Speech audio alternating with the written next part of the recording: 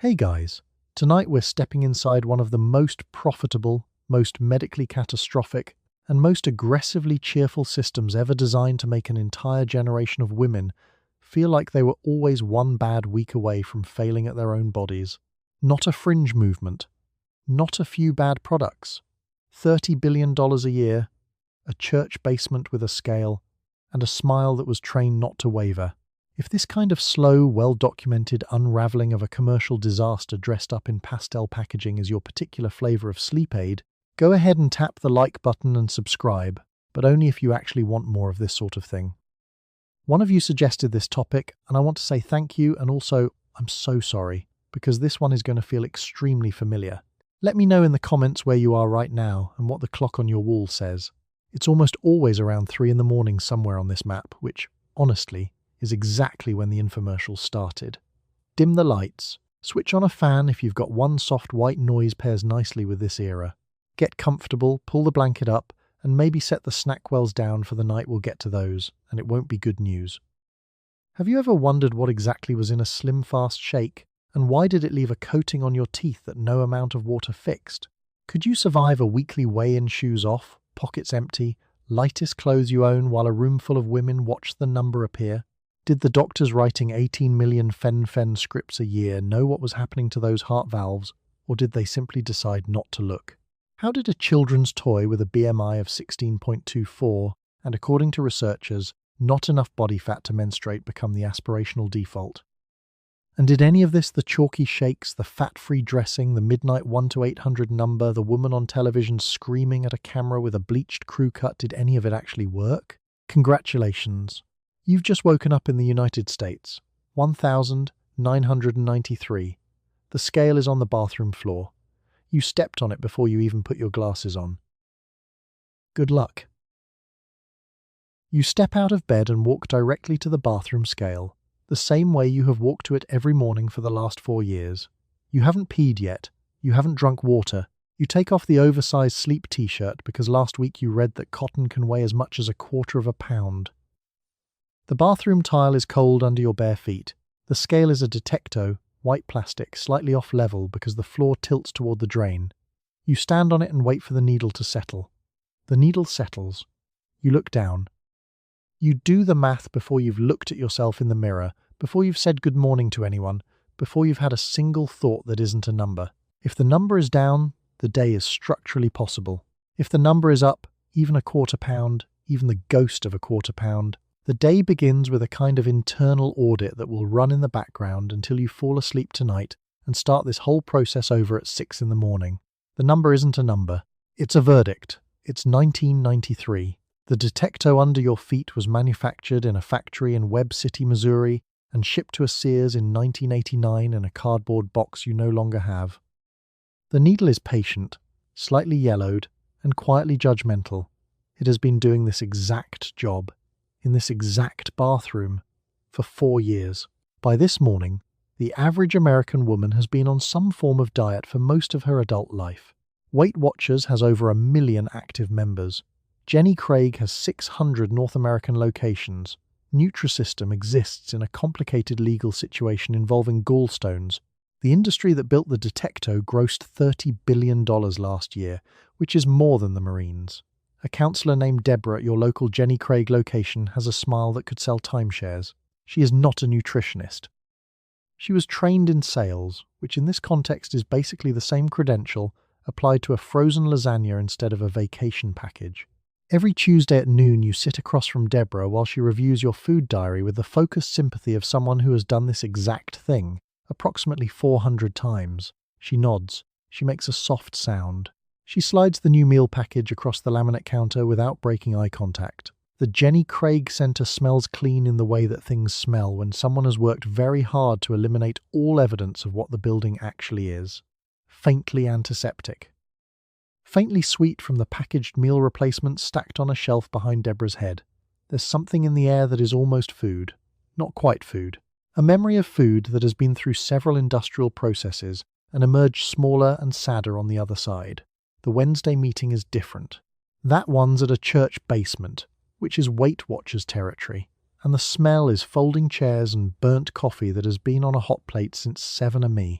and the quiet ambient anxiety of 12 women in their lightest possible cardigans.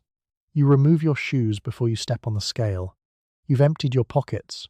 You've thought briefly, seriously, about whether your earrings register. The scale here is not your detecto. It belongs to the program, which means it is witnessed. A woman named Patricia writes the number in a small book. The book goes in a drawer. Somewhere in that drawer is every number you've had since February. Patricia does not comment on the number. She doesn't have to. The silence has a very clear position on the number. Of course, none of this started this morning. You've been doing some version of this math since you were 11. A 1994 study out of a Midwestern university dormitory found that 25% of women in one residence hall had induced vomiting in the previous month. Not 25% with a diagnosed disorder. 25%. 1 in 4. The women in that dormitory did not all invent the behavior independently. It traveled, the way information travels when people share a bathroom and a mirror and a fluorescent ceiling light that hums when you stand under it. The scale at home gives you one number. The scale at the meeting gives you another. Neither of them is the number you want. The number you want lives somewhere below your collarbones and your hip bones and the rest of the architecture you were issued at birth, in a place your body has no intention of going. You step off the detecto. The needle swings back to 0, slow, steady, and reliably unimpressed. The bathroom tile is still cold. You have not yet had water. You take the Slim Fast can out of the fridge with your eyes still half closed. The label says Chocolate Royale. The can is aluminum, slightly dented, and has been in there since Sunday because you bought the 4-pack on a coupon. You pop the tab. The shake makes a small, wet sigh as the seal breaks. You drink it standing up at the counter because sitting down to a beverage feels too much like a meal, and the whole point of the beverage is that it is not a meal. It tastes like chocolate the way a crayon smells like a forest. There's sweetness, then more sweetness, then a faint chemical undertone that your brain files under fine, probably. The coating it leaves on your teeth is immediate and specific, chalky, slightly grainy, the texture of something that was once a powder and has not fully forgiven you for adding liquid. You drink the whole thing in 4 minutes. You're still hungry. The can doesn't address this. You turn the can over while you drink. The label reads 220 calories, mostly sugar and skim milk solids, plus a vitamin blend in a font small enough to suggest the company was hoping you wouldn't ask. The plan is 2 cans a day plus 1 sensible dinner. The company calls this a shake-a-day plan, which sounds like a vitamin regimen and is closer in spirit to a court-ordered breathalyzer, predictable, portable, and faintly humiliating. Slim Fast generated over $500 million in annual sales at its 1990s peak. Not because it worked better than eating a reasonable breakfast, because the can was already in the fridge. The decision had already been made. Accountability had a 4-pack price and a coupon. The ritual is specific. You rinse the can. You put it in the recycling.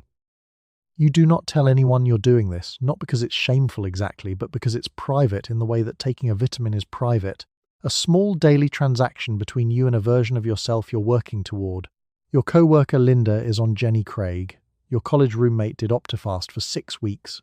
Your mother has a points ledger in her purse. Nobody compares notes out loud. The program is always singular, always yours, always slightly secret. Meanwhile, breakfast as a category has simply ceased to exist for you, not skipped, replaced. There's a difference, technically. The can agrees. A Slim Fast Chocolate Royale contains 220 calories and 18 grams of sugar. A Snickers bar contains 250 calories and 27 grams of sugar. You are not eating a Snickers bar for breakfast. You are doing something completely different, which is consuming a nutritionally fortified meal replacement shake that happens to taste like a Snickers bar dissolved in skim milk. Deborah, the woman who runs the Slim Fast display at your local Kroger, straightens the 4-packs with the focused precision of someone arranging flowers at a state funeral. She does this every Tuesday. She doesn't eat them. She has opinions about this that she keeps to herself. The hunger comes back around 10. Not dramatic hunger, polite hunger, the kind that sits in your peripheral vision and waits. You drink a large glass of water because the literature suggests this. The water does not taste like chocolate royale. You note this without commentary and return to whatever you were doing. By 1993, Slim Fast had company. More than 5,000 new fat-free or reduced-fat products entered American grocery stores that year alone. 5,000. The shelves reorganize themselves around the category. Fat-free cream cheese. Fat-free sour cream. Fat-free salad dressing that contained more sugar than the full-fat version it replaced, because something has to make it taste like food, and fat was no longer available for that role. Vitamins A, D, E, and K are fat-soluble. They require fat to be absorbed. The fat-free dressing on your fat-free salad is quietly ensuring that several of these vitamins pass through you unprocessed. The dressing doesn't mention this. It says only 20 calories per serving and leaves the rest as an exercise for the reader. You eat the salad, you feel virtuous. The vitamins leave without ceremony. You're in the supermarket on a Tuesday afternoon, holding a green and white cardboard box of SnackWell's Devil's Food cookie cakes. The box has the brand name printed in a friendly rounded font designed by a marketing team in Hanover, New Jersey, to make the product look like permission. You turn it over to read the nutrition label. The label says 50 calories per cookie and 0 grams of fat. You read it twice. You put 2 boxes in the cart because you are not sure when they will be in stock again. You are right to worry. The SnackWell's Devil's Food cookie cake is, in 1993, the most aggressively desired product in the American grocery store, not the most desired food. The most desired object. Nabisco cannot make them fast enough. Women are calling their local stores at opening time to ask whether a shipment has come in. Some are reserving packages. The regional sales reps are being described, without irony, as heroes. A baked good with a 50-year shelf life is being treated like concert tickets. Standing in a supermarket aisle holding a box of them feels, briefly, like holding something you've earned. Each cookie is 50 calories, 0 grams of fat. This is accurate. What the label does not volunteer is that the 50 calories are almost entirely sugar and refined cornstarch, because sugar and refined cornstarch are what you use when you remove fat from something that was supposed to taste like chocolate. The cookie crumbles sweet and hollow and is gone in 4 seconds. You reach for another. A woman named Deborah, standing at the display end cap near the dairy section, picks up a box, reads the front, puts it in her cart, picks up a second box, considers the shelf, and then takes a third. She does this without breaking her stride. She doesn't look at the ingredient list. The front panel has already spoken. Fat-free is the conclusion. Everything else is fine print. Deborah will eat 4 cookies in the car, then a 5th, because the box was open and the 5th had already been mentally subtracted from the second box. She is parked under a lamppost in row C, watching a man load a bag of dog food into his trunk through the windshield, which has a long diagonal smear from the morning's wipers.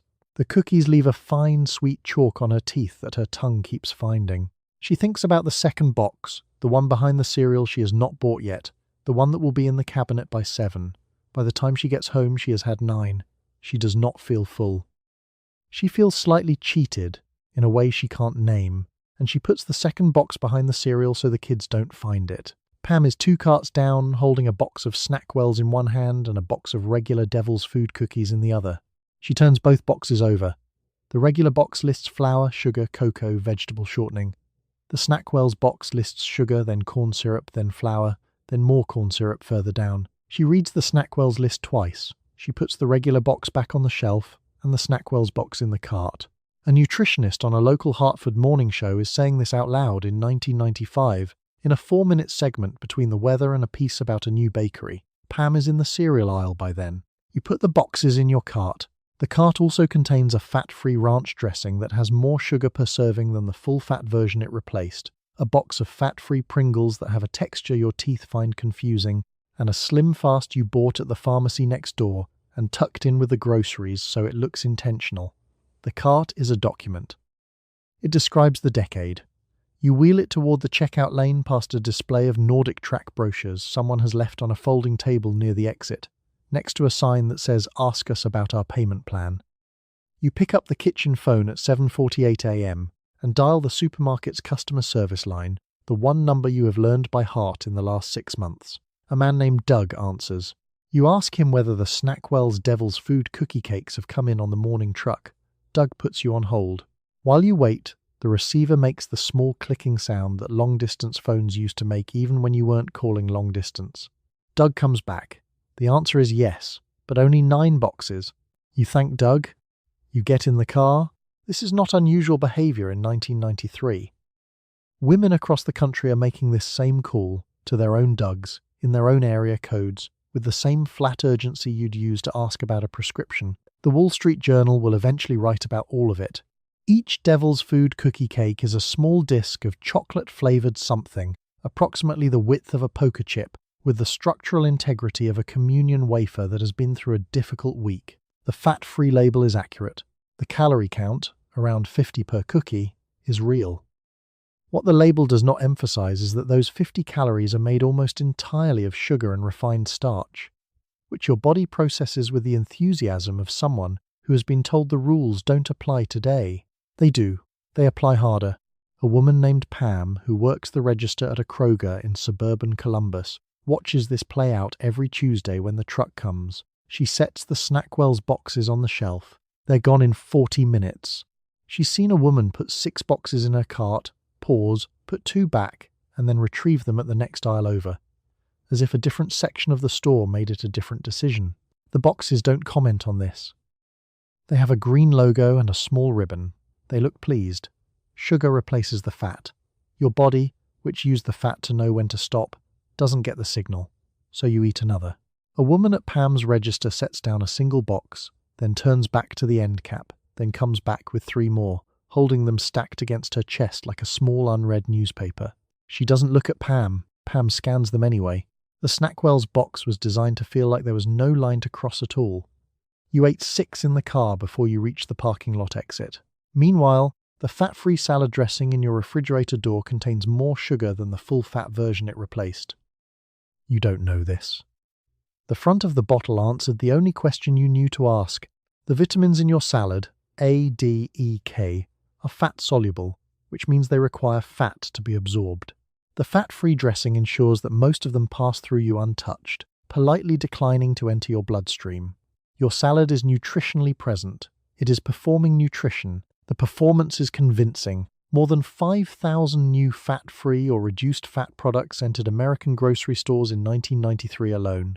5,000. That's not a trend. That's a land invasion. Every aisle has a beachhead. The cookies, the crackers, the frozen entrees, the cream cheese that spreads like drywall compound and tastes approximately as complex, all of them carry the same green ribbon, the same implicit contract. You are being good. You are following the rules. The rules, it turns out, were written by people who sell cookies. You get to the store at 8:22. Doug has held 2 boxes at the register under his name, which is a level of customer service normally reserved for concert tickets or transplant organs. You buy both, you drive home, you put 1 box in the cabinet above the refrigerator, the one you have to reach for, as if the 12-inch elevation will introduce meaningful friction. It will not. You open the other box in the car. You are standing in the condiment aisle holding a bottle of craft-free Catalina, which is bright orange and lit from above by the kind of fluorescent sealing tube that hums when you stand under it. The label says fat-free in a yellow oval the size of a postage stamp. You turn the bottle over to read the back. The first ingredient is high-fructose corn syrup. The second ingredient is water. The third is also a kind of sugar. You put the bottle in the cart anyway, because the front of the bottle has done its job. Let's talk about what you're actually putting on your salad. The full-fat Catalina you just put back on the shelf had sugar in it too, but somewhere around the 5th ingredient. The fat-free version moves sugar to the top slot because when you pull the fat out of a salad dressing, it stops tasting like anything. Fat carries flavor. Fat carries texture. Fat carries a certain willingness to cling to a piece of romaine. Without it, you need a replacement, and in 1993, the replacement is always sugar or modified cornstarch, or a substance called maltodextrin that is essentially sugar wearing a lab coat. The bottle also costs the same as the regular version, sometimes more. At home, you pour the dressing on the salad. You eat it standing at the kitchen counter, fork in one hand, the bottle still on the counter beside the sink. You put the bottle back in the refrigerator door, next to the other fat-free dressing you bought 3 weeks ago. The vitamins leave without ceremony. In a beige office in Dayton, Ohio, a nutritionist named Connie Ferguson sits across from a woman in a navy blazer. Connie tears a sheet from the notepad on her desk, draws a small diagram of a leaf, writes the letters A, D, E, K next to it, and underlines the word fat. She slides the sheet across the desk. The woman folds it in half and puts it in her purse, on top of a receipt from Kroger that lists a bottle of fat-free Catalina near the bottom. Connie reaches for the next chart on the stack. Of course, nobody is telling you this at the grocery store. The label says fat-free in a yellow oval. The aisle has a small banner that says Light Choices, in a font that suggests cheerful medical authority. The dressing market responds to all of this the way any market responds to a good misconception. It expands. By 1993, more than 5,000 new fat-free or reduced-fat products have entered American grocery stores in a single year. That's roughly 14 new products per day, every day, for a calendar year. The shelves reorganize themselves around a single nutrient they've agreed to treat as a villain: fat-free mayo, fat-free sour cream, fat-free cream cheese, which behaves less like cream cheese and more like a suggestion of cream cheese, vaguely white, structurally non-committal, with the spreadability of cold library paste. You add the fat-free sour cream to the cart too. It sits next to the Kraft-free Catalina, bright and patient. The cart is doing very well. The cart has no opinions about any of this. The cart goes where you push it, past the fat-free cookies from last week, past the Slim Fast display near the pharmacy section, past a pyramid of reduced fat Pringles that came out this year and taste precisely like cardboard that attended a chip. You reach the checkout. The total is about what it always is. The new bottle will join the others in the door, where the row of orange and white labels has been quietly growing since spring. The bottles will all get finished. You walk into the office break room at 12:14 p.m., carrying a small black lean cuisine tray, the chicken parmesan, which has been in the freezer since Monday because Karen from accounting put a sticky note on top of it, asking you to please move yours over. You set the microwave for the time printed on the box, 3 minutes and 30 seconds. The break room smells like other people's coffee. You stand and watch the tray rotate, because if you go back to your desk, you will forget it. And a lean cuisine reheated twice is not edible. The chicken parmesan contains 270 calories. You know this without looking. You know this, the way you know your social security number and your mother's birthday, and the exact sound your car makes before it needs oil. The number is just there, occupying space in your working memory that was previously reserved for other things. This is not unusual. This is Tuesday. Let's talk about lean cuisine. Staffers launched it in 1981, quietly, and by the early 1990s, it owns the break room freezer in a way that can only be described as territorial. The tray is small. The portion is architectural, arranged to look fuller than it is, with the sauce distributed strategically across a surface area that a forensic accountant would describe as optimistic. Maureen from HR heats hers at 12:10 every day and always does the thing where she peels back one corner of the film to check, then seals it back down like she's diffusing something. The frozen diet meal is, in its way, a perfect object.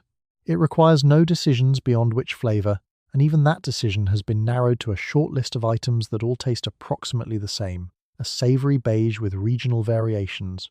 It contains sodium levels that a cardiologist would find interesting. It contains less of everything, less fat, less protein, less actual food, and more of the category of ingredient that food scientists list as filler and packaging lists as nothing at all. You eat it at your desk with a plastic fork because the break room has run out of the good forks again, which is a phrase that was never supposed to exist. The math becomes genuinely uncomfortable. You've had a Slim Fast for breakfast, chalky, vanilla, coating, still present on the back of your teeth at noon.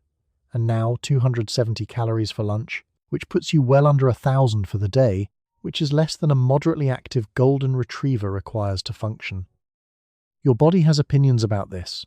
You will receive them at 3 p.m. in the form of a headache behind your left eye and a hungry, hollow, reliably affronted interest in the vending machine down the hall. Deb from marketing is on Jenny Craig. She brings her own lunch in a branded cooler bag the color of a swimming pool, and she ate her approved chicken portion at 11:45 because that's when her program says to.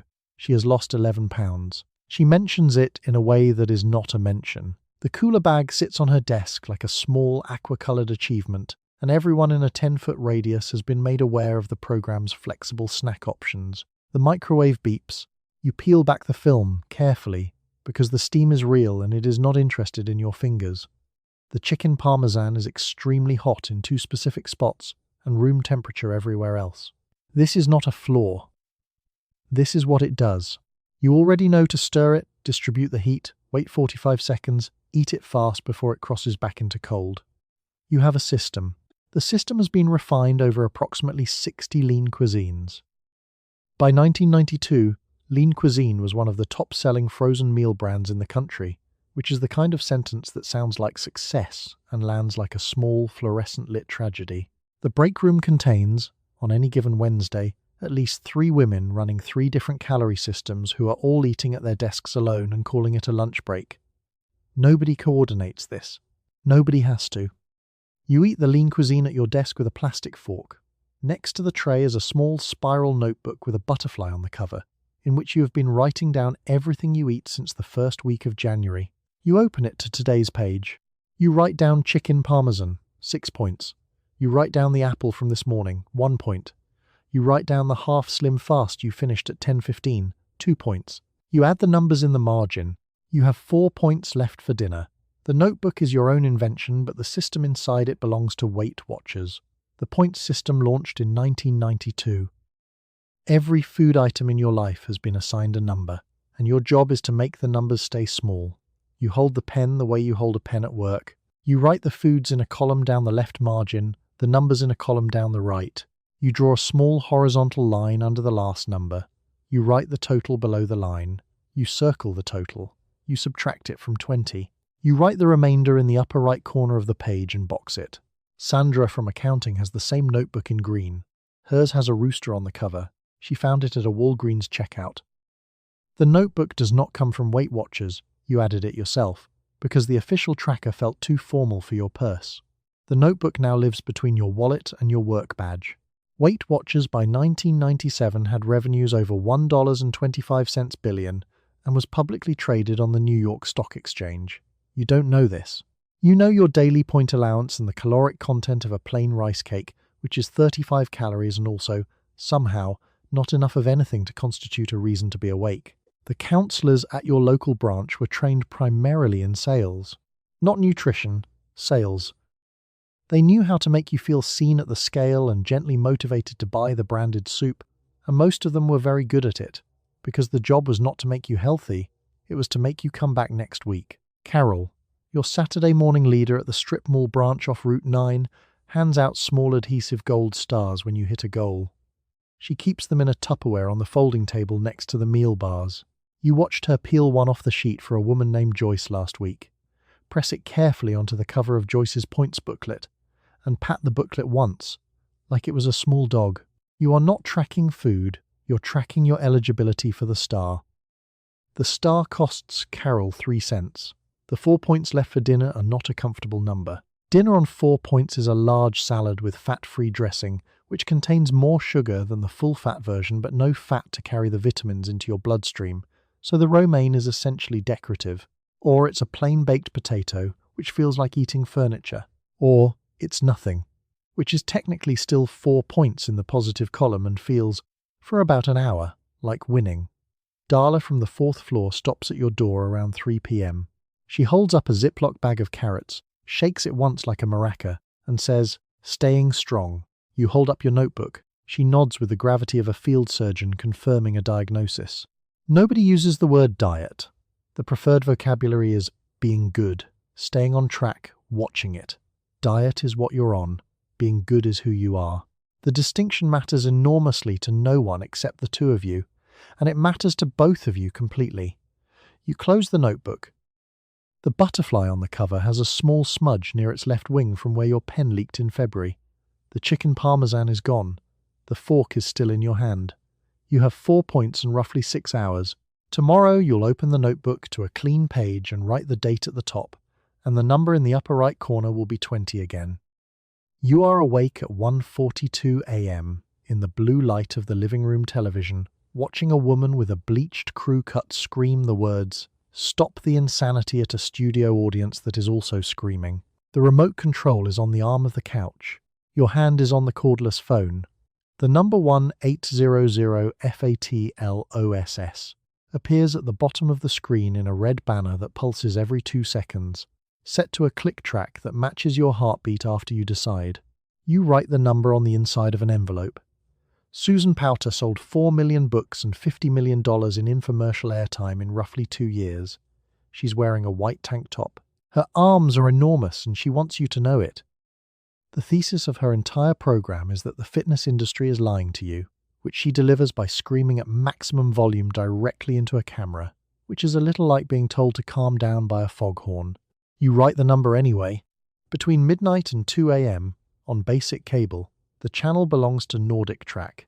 The machine simulates cross-country skiing in your living room and generated $500 million in annual revenue at its peak, almost entirely through this window of television, this specific slice of the broadcast day when the regular programming has given up and the 1 to 800 numbers move in. Richard Simmons is there in his rhinestone tank top, clutching laminated food cards and weeping with you in a way that feels earnest, sincere, and very slightly aerobic. Tony Little, in a ponytail, is astride something that looks like an elliptical machine designed by someone who had only heard elliptical machines described secondhand. The Ab Roller, the Thigh Master, the Gazelle. Each of these products has a name that implies your body is a problem that has been identified and assigned a tool. The Thigh Master is basically a spring you squeeze between your knees while watching television, which means it was engineered specifically for this moment, this couch, this hour. Suzanne Somers appears on screen in a cream-coloured blazer, holding the device with the composure of a woman presenting a Fabergé egg. You are not sure if you already own one. The format works. The infomercial runs 28.5 minutes, which is long enough to build a complete emotional arc, your problem, the before photos, the testimonials, the solution, the price drop, and then a second price drop as a reward for still watching. The before photo is always slightly darker. The lighting in the after photo has been adjusted to suggest that weight loss produces its own internal luminescence. A woman named Deborah from Cincinnati explains that she has lost 41 pounds and found herself. Deborah looks genuinely happy. You cannot rule out that this is true. The telephone in your hand weighs almost nothing. Cordless phones in 1994 have that particular lightness that makes decisions feel provisional, like you haven't quite committed until you actually dial. A woman named Karen, she works the midnight shift at the 1 to 800 number, a job that exists entirely because this infomercial exists. We'll take your credit card number with the flat warmth of someone who has done this 400 times tonight. She won't ask what you ate for dinner. She won't ask anything. She'll read you a confirmation number and tell you to allow 6 to 8 weeks. 6 to 8 weeks is how long everything takes. The Nordic Track, the dealer meal cards, the Stop the Insanity book. Whatever arrives in 6 to 8 weeks will be placed somewhere visible, the foot of the bed, the corner of the living room, and used with sincere commitment for approximately 11 days before it begins its migration toward a less visible location. This is not failure. This is the product working exactly as designed. Susan Powter is still screaming. The audience is on its feet. The banner at the bottom of the screen pulses in red. You have the number. The envelope is on the coffee table, next to a slim fast can you didn't finish, and a magazine open to a page you've already memorized. It's 1:58 You're still thinking about it. You assemble the Nordic Track in the spare room over the course of a Saturday afternoon, working from an instruction booklet that has been translated into English from a language that prefers verbs at the ends of sentences. The machine has a wooden frame, 2 flywheels, 2 cords, 2 ski poles, and a small white console that displays calories with 3 significant digits. You ski on it for 14 minutes the first day. You ski on it for 10 minutes the second day. By Thursday, it is a clothes rack. By Sunday, it is decor. The transition from fitness equipment to furniture takes an average of 11 days in American households, a fact that Nordic Track's marketing department knows and finds acceptable. The machine generated $500 million in annual revenue in 1994. That number doesn't require a lot of skiing. It requires a lot of people who intend to ski. Intention, in the early 1990s, has a surprisingly robust commercial infrastructure. There are magazines to buy, programs to join, equipment to assemble, and videotapes to stack next to the VCR in the order you plan to eventually attempt them. Jane Fonda's original workout tape is still in the rotation, or at least on the shelf, which is close. Reebok's Step program has added a platform to the arsenal. The platform lives under the bed now, next to the hand weights you ordered in 1992, which are also doing fine. A woman named Renee at the Nordic Track store in the mall demonstrated the machine for you in October. She had calves like a topographic map of Colorado. She slid the console card across the top rail with 2 fingers, smoothed it flat, and tapped it once before stepping on. She made the motion look effortless, rhythmic, and practically meditative, 2 chords extending and releasing, the skis gliding back and forth in a low, silent arc. What she did not mention is that replicating this motion in your spare room, alone, at 6:45 a.m., next to a box of holiday decorations and a broken humidifier, feels considerably less meditative. The machine has a squeak. The squeak is present on every forward stroke. Not loud, not soft, just exactly loud enough to be the only sound in the house. The Nordic Track's core selling proposition is low impact, full-body cardiovascular exercise. This is accurate. It is also, unfortunately, deeply boring. Step aerobics at least had other people, mirrored walls, neon leotards, and a woman in the front row who was clearly training for something competitive. The Nordic Track has the spare room. The spare room has a window that looks directly into the neighbour's kitchen. You stop making eye contact around day 3. Of course, the machine came with a cassette tape. The cassette tape features a man with the vocal energy of someone who has just finished a very satisfying sandwich, guiding you through a 20-minute beginner routine with an enthusiasm that peaks at what he calls the power stride. The power stride is the same as the regular stride. He does not explain the difference. The tape has a slight warble at the 17-minute mark, right before the cooldown, as if it too considered stopping early and decided not to. By 1994, Nordic Track is selling roughly 1 machine every 90 seconds. The company's catalogues go to 40 million households. The catalogue features people skiing in bright rooms with vaulted ceilings and no visible clutter, which is either aspirational architecture or a warning about storage requirements, depending on how you read it. Nobody in the catalogue has a spare room that smells like old carpet and displaced ambition. The clothes accumulate in a specific order: a gym bag draped over the left pole first, then a winter coat on the right, then the cardigan you weren't sure about, then 3 things that need to be returned somewhere but probably won't be. The machine accepts all of it without complaint. It has good posture. It was designed for this. You are kneeling on the carpet in front of the VCR, sliding in the cassette of Stop the Insanity workout. The tape makes the soft mechanical click that 1990s electronics made to confirm something had happened. Susan Powter appears on screen in a sports bra and bike shorts, standing in a gym with mirrored walls and a small studio audience seated in folding chairs. She tells you that you have been lied to. You sit cross-legged on the carpet, drinking the Slim Fast you saved from this morning, and prepare to be told the truth. Susan Powter has a bleached crew cut and a vocal register that functions less like a speaking voice and more like a fire alarm that has developed an opinion about your caloric intake. She is loud, warm, and furious on your behalf. She gestures at a whiteboard and explains that fat makes you fat, not food, and that the diet industry has been selling you a lie, which is technically true, and which she will spend the next hour amplifying at a volume your neighbours can confirm. The cassette is 62 minutes long. The Nordic Track is behind you in the corner, draped in a fleece pullover. Powter sold a lot of cassettes. Between 1993 and 1995, she moved 4 million copies of the book version of Stop the Insanity and generated $50 million in infomercial revenue. Those numbers are not a rounding error. She ran on late-night television in the slot between midnight and 2 in the morning, which is the hour when resolve is low, the remote is heavy, and a bleached crew cut screaming liberation into a camera becomes genuinely compelling. Women dialed the 1-800 number on the screen. A lot of women. The infomercial ran the way a faucet runs, continuously, without apparent effort, producing results. The book arrives in a padded mailer. Gail, your neighbour, sets it on the counter next to the George Foreman grill she hasn't used since February. She smooths the cover flat with both hands, the way you'd flatten a map before a road trip you're not sure you're taking. What Powter was selling was not exactly a diet, it was a diagnosis. The diagnosis was, the system did this to you, not you.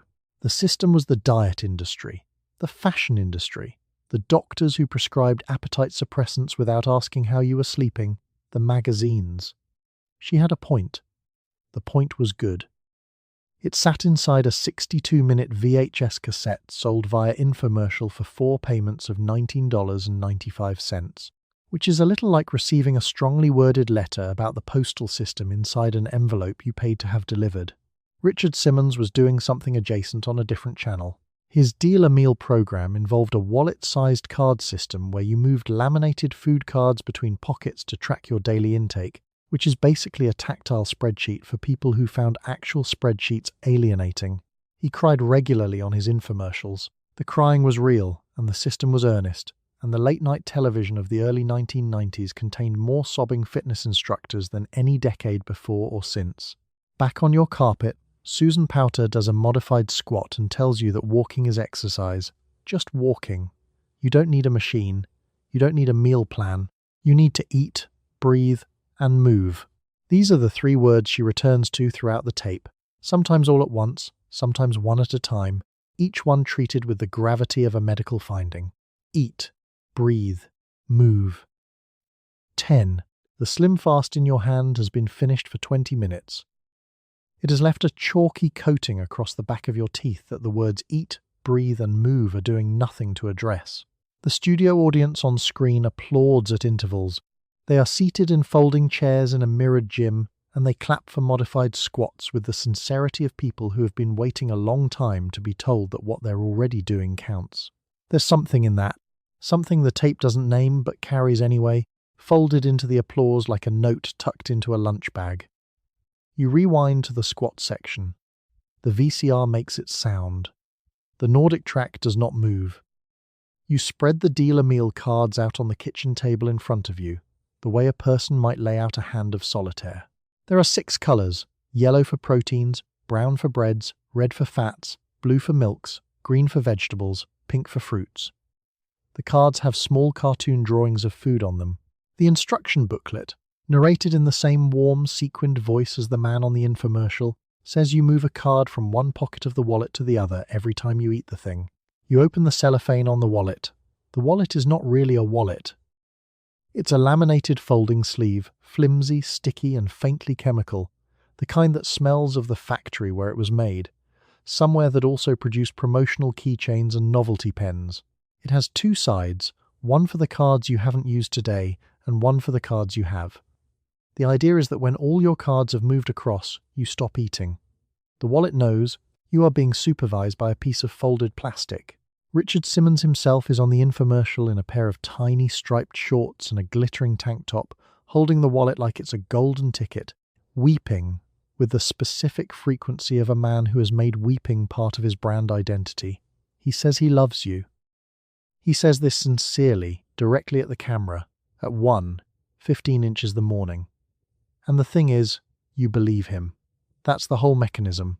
It's the only weight loss program that opens with a hug and closes with a laminated food card shaped like a chicken leg. The card system is, if you squint, not entirely wrong. The color-coding gestures at something real: proteins, carbohydrates, fats, rough portion awareness. A registered dietitian reviewing it in 1992 would have said it was imprecise but not dangerous, which put it well above most of the competition that year. Of course, the registered dietitian would also have noted that the wallet doesn't account for stress, hormones, shift work, a broken oven, or the fact that you ate the bread cards at 9 p.m. because something happened at work and the brown cards were just right there. A woman named Darlene, who appears in one of the program's testimonial segments, fans her cards out with the practiced efficiency of someone who has been doing this for several months. She is wearing a floral blouse. She looks at the camera and says the cards helped her feel in control. She does not say of what. The cards sit in a fan on the table in front of her, and she smooths them once, and the gesture contains a whole private history that the camera doesn't go near. The Dealer Meal wallet sold approximately 3 million units across the late 1980s and into the 1990s. 3 million laminated folding sleeves, 3 million sets of color-coded cards, 3 million instruction booklets with the same warm message inside the cover. This made it, by any reasonable measure, a publishing phenomenon in the shape of a dietary aid. It also meant that in approximately 3 million American kitchens, there was a small piece of plastic sitting in a drawer next to the takeout menus, cards no longer in any particular order, the brown bread card and the red fat card shuffled together like an old deck nobody finished. The infomercial ran on local television between midnight and 2 in the morning, the same broadcast window as Susan Powter, the same slot as the Nordic track, the same hour when the house was quiet and the refrigerator hum was loud, and you were watching television in a way that wasn't quite watching, The 1 to 800 number appeared in the lower third of the screen in large white digits. The call went to a phone bank. Someone answered and took your credit card number and read back your address to confirm. 3 to 5 business days later, the wallet arrived in a cardboard box with Richard Simmons' face on it. You put the cards in the wallet. You move the first card across after breakfast. The system has begun. The wallet sits on the kitchen counter, slightly sticky, slightly optimistic, radiating the confidence of a man in sequins who has cried for you specifically and meant it. You are in the express lane at the grocery store, fifth in line behind a woman buying cat food and a man buying a lotto ticket. On the rack to your right are 6 women's magazines, each with a thin woman on the cover and the words "Drop £10, lose £10, or burn £10" printed somewhere in the top third. You pick up the Cosmopolitan because the cover line says, "The 1-week bikini plan." You add it to your basket without making eye contact with the cashier. The magazine is 214 pages. 43 of them are advertisements for perfume, mascara, and Dexatrim. The diet content starts on page 12 and doesn't really stop. Glamour is running an average of 10.5 diet-related articles per issue during this period, which sounds like a lot until you realize that's roughly 1 every 15 pages, which means the magazine is basically a diet pamphlet with a horoscope stapled to the back. The cover model's collarbone has its own lighting. The articles don't disagree with each other exactly, they just loop. Eat less fat. Eat more fiber. Cut carbs after 6. Don't skip breakfast. Skip dinner. The advice forms a closed circuit that generates enough content to fill 12 issues a year without ever resolving into a single actionable sentence you could follow for more than a week. The articles cite studies. The studies are real. The conclusions are selected the way you'd select photos from a roll of film, only the ones where everyone looks neat, lean, and reliably grateful. There's also an ad on page 67 for a product called Dexatrim Natural, which contains, among other things, phenylpropanolamine, a compound that will be pulled from the market in 2000 after being linked to hemorrhagic stroke in women under 50. But that's 2000. This is 1994. Right now it's in a pink box with a leaf on it, and the word natural in a font that suggests meadows. Miranda, the beauty editor who compiled the sidebar on page 91, called 7 Foods That Fight Fat, leans over her desk when she writes these and genuinely believes them. That's the thing. The sidebar isn't cynical, it's enthusiastic. Miranda has highlighted the entry on grapefruit 3 times in her personal copy. The grapefruit does not share her confidence. Of course, there's the back half of the magazine to get through too. A reader letter on page 180 asks whether it's normal to think about food constantly. The response is warm and practical and recommends keeping a food journal. It does not flag the question as a symptom. The DSM-4, published that same year, has a category for what this letter is describing. The magazine does not subscribe to the DSM-4. Constance, the magazine clerk at the front of the store, restocks the rack every Friday. She slides the new Cosmo into the top slot, lines the spine up with the others, and runs her thumb down the column to flatten any covers that lifted in transit. She doesn't read them. She has read the cover lines so many times she could write next month's blindfolded. She straightens the row and steps back. Back in the checkout line, the man with the lotto ticket has moved on. You've reached the conveyor belt. The magazine goes down next to a box of SnackWell's Devil's Food cookie cakes you picked up without consciously deciding to, and a bottle of fat-free Wishbone Ranch that contains, if you check the label, and you won't, not here, more sugar per serving than the original. The cashier scans everything without comment. She's seen the combination before. She sees it 30 times a day. The conveyor belt moves. Your basket empties. The magazine goes into the bag spine up, the cover model facing the frozen peas. You are at the kitchen table at 9:30 p.m. with the Glamour magazine open to page 84, taking a quiz titled, "Are You a Conscious Eater?" You have a number 2 pencil in your hand. The quiz is 12 multiple-choice questions, each with 4 answers labelled A through D. Question 1 asks how often you eat while standing up. Question 2 asks whether you can name the calorie count of a tablespoon of peanut butter without checking. Question 3 asks whether your last birthday cake was eaten standing over the sink. You answer truthfully, you are losing. The quiz has a scoring system. 0 to 15 points means you are mindful and in control. 16 to 30 means you are working on it, which sounds encouraging until you read the follow-up paragraph, which is not encouraging. 31 and above is labelled a work in progress, which is the quiz's polite way of telling you something has gone wrong. There is a small illustration next to each category: a serene woman with a fork, a slightly less serene woman with a fork, and a woman who appears to be rethinking a fork. You score a 22. You read the working on it paragraph twice. It recommends journaling. The quiz isn't measuring health. It isn't measuring hunger, energy, or how well you sleep. It's measuring your level of ambient guilt about food, with the clinical confidence of a document written in an afternoon by someone whose job title was contributing wellness editor. The quiz has no citations. The quiz has a pencil, and you're using it. Marianne, who works at the Kinko's on Route 9 and has been doing Weight Watchers since February, told you last week that she keeps a pocket-sized spiral notebook in her purse and writes down everything she eats, including the half of a breadstick she had at Olive Garden before deciding it was a bad idea. The notebook has a category called mistakes. She holds it with both hands when she talks about it, like a passport she's afraid someone will confiscate. You stand up and walk to the counter. You write your score on a post-it, 22. You stick it on the magazine on page 84, lined up with the title of the quiz. The post-it is small, square, and pale yellow. You will read it again on Friday before the Weight Watchers meeting. Marianne keeps hers in the spiral notebook. Yours lives on the fridge, beside a coupon for fat-free yogurt that expired last month and has been demoted, not removed. The quiz ends with a call-out box suggesting you try their 4-day Jumpstart meal plan, which appears 14 pages later and involves a breakfast of 6 ounces of plain yogurt and half a banana.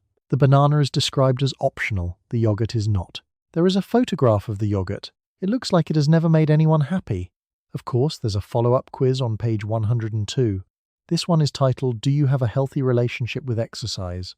It too has a pencil-friendly format. It too has a serene illustration. Question 1 asks whether you feel guilty on days you don't work out. You circle B. The pencil is starting to feel very at home in your hand. What the magazine doesn't contain across any of its 10.5 diet articles, its call-out boxes, its jumpstart plans, its reader letters, its doctor, so-and-so recommends sidebar is a single article asking whether all of this monitoring is the problem rather than the solution. That article doesn't run in 1993. It isn't adjacent to the Dexatrim Natural ad on page 67. It doesn't share a page with the September swimsuit preview. It runs, eventually, elsewhere, in a different decade, by a different kind of writer. You close the magazine. You put the pencil down. You got a 22. The yogurt is optional.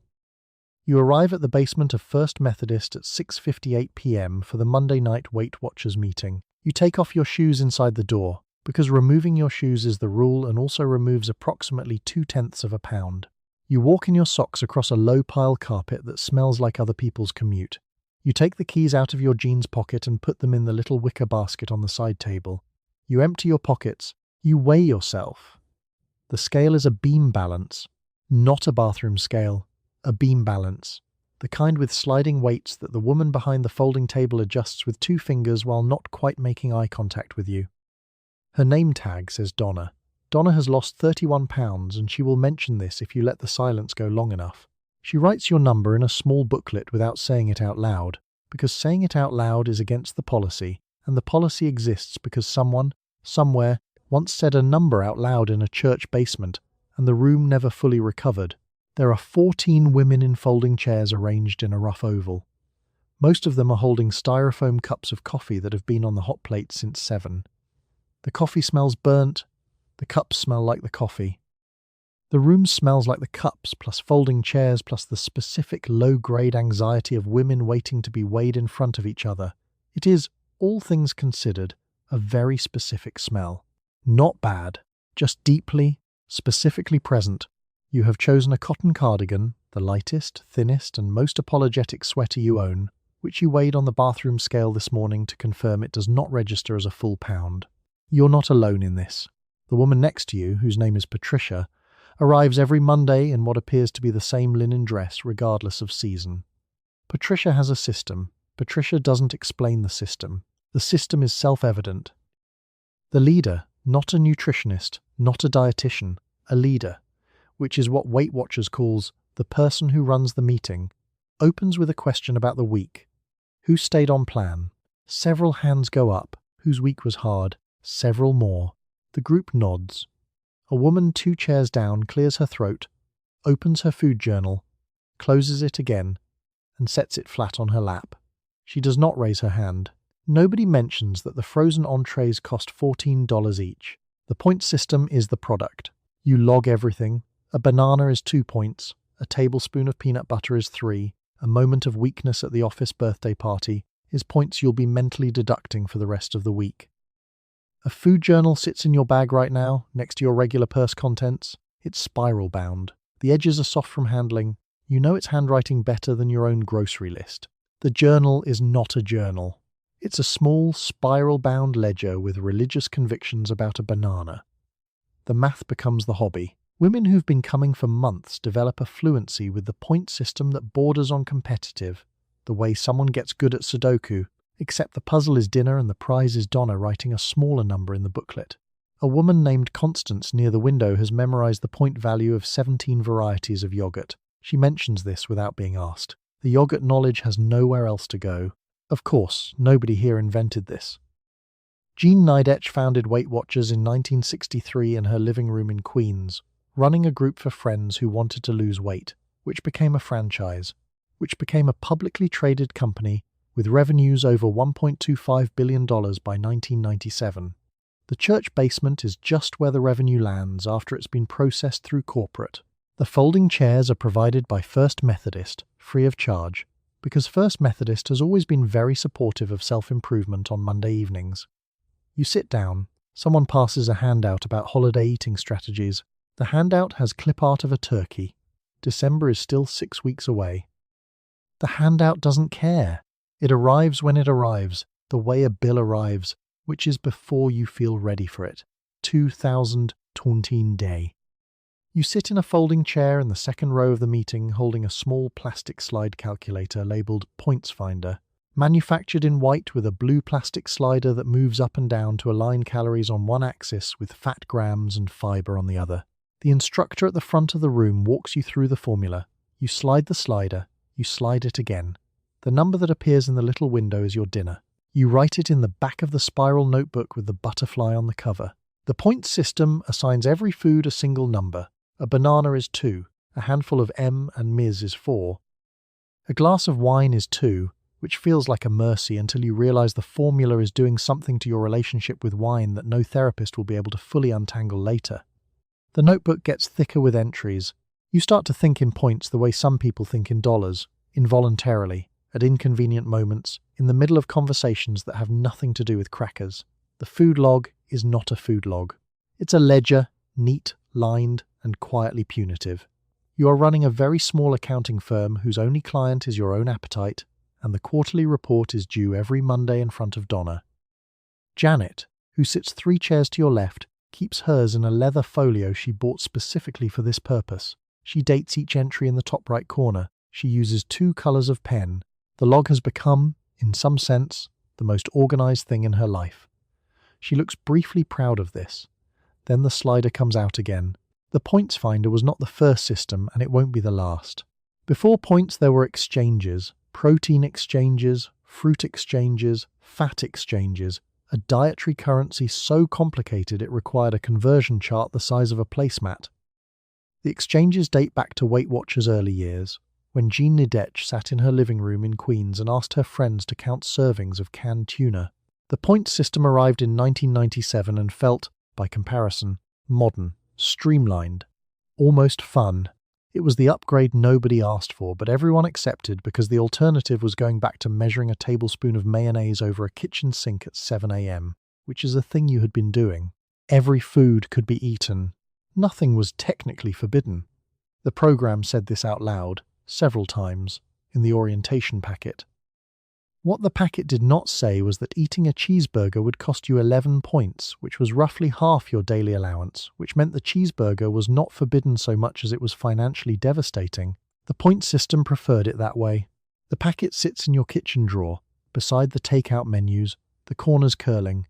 The spiral notebook starts doing something to your brain that isn't quite hunger and isn't quite math. You think about the slider while brushing your teeth. You count a glass of water that doesn't need counting.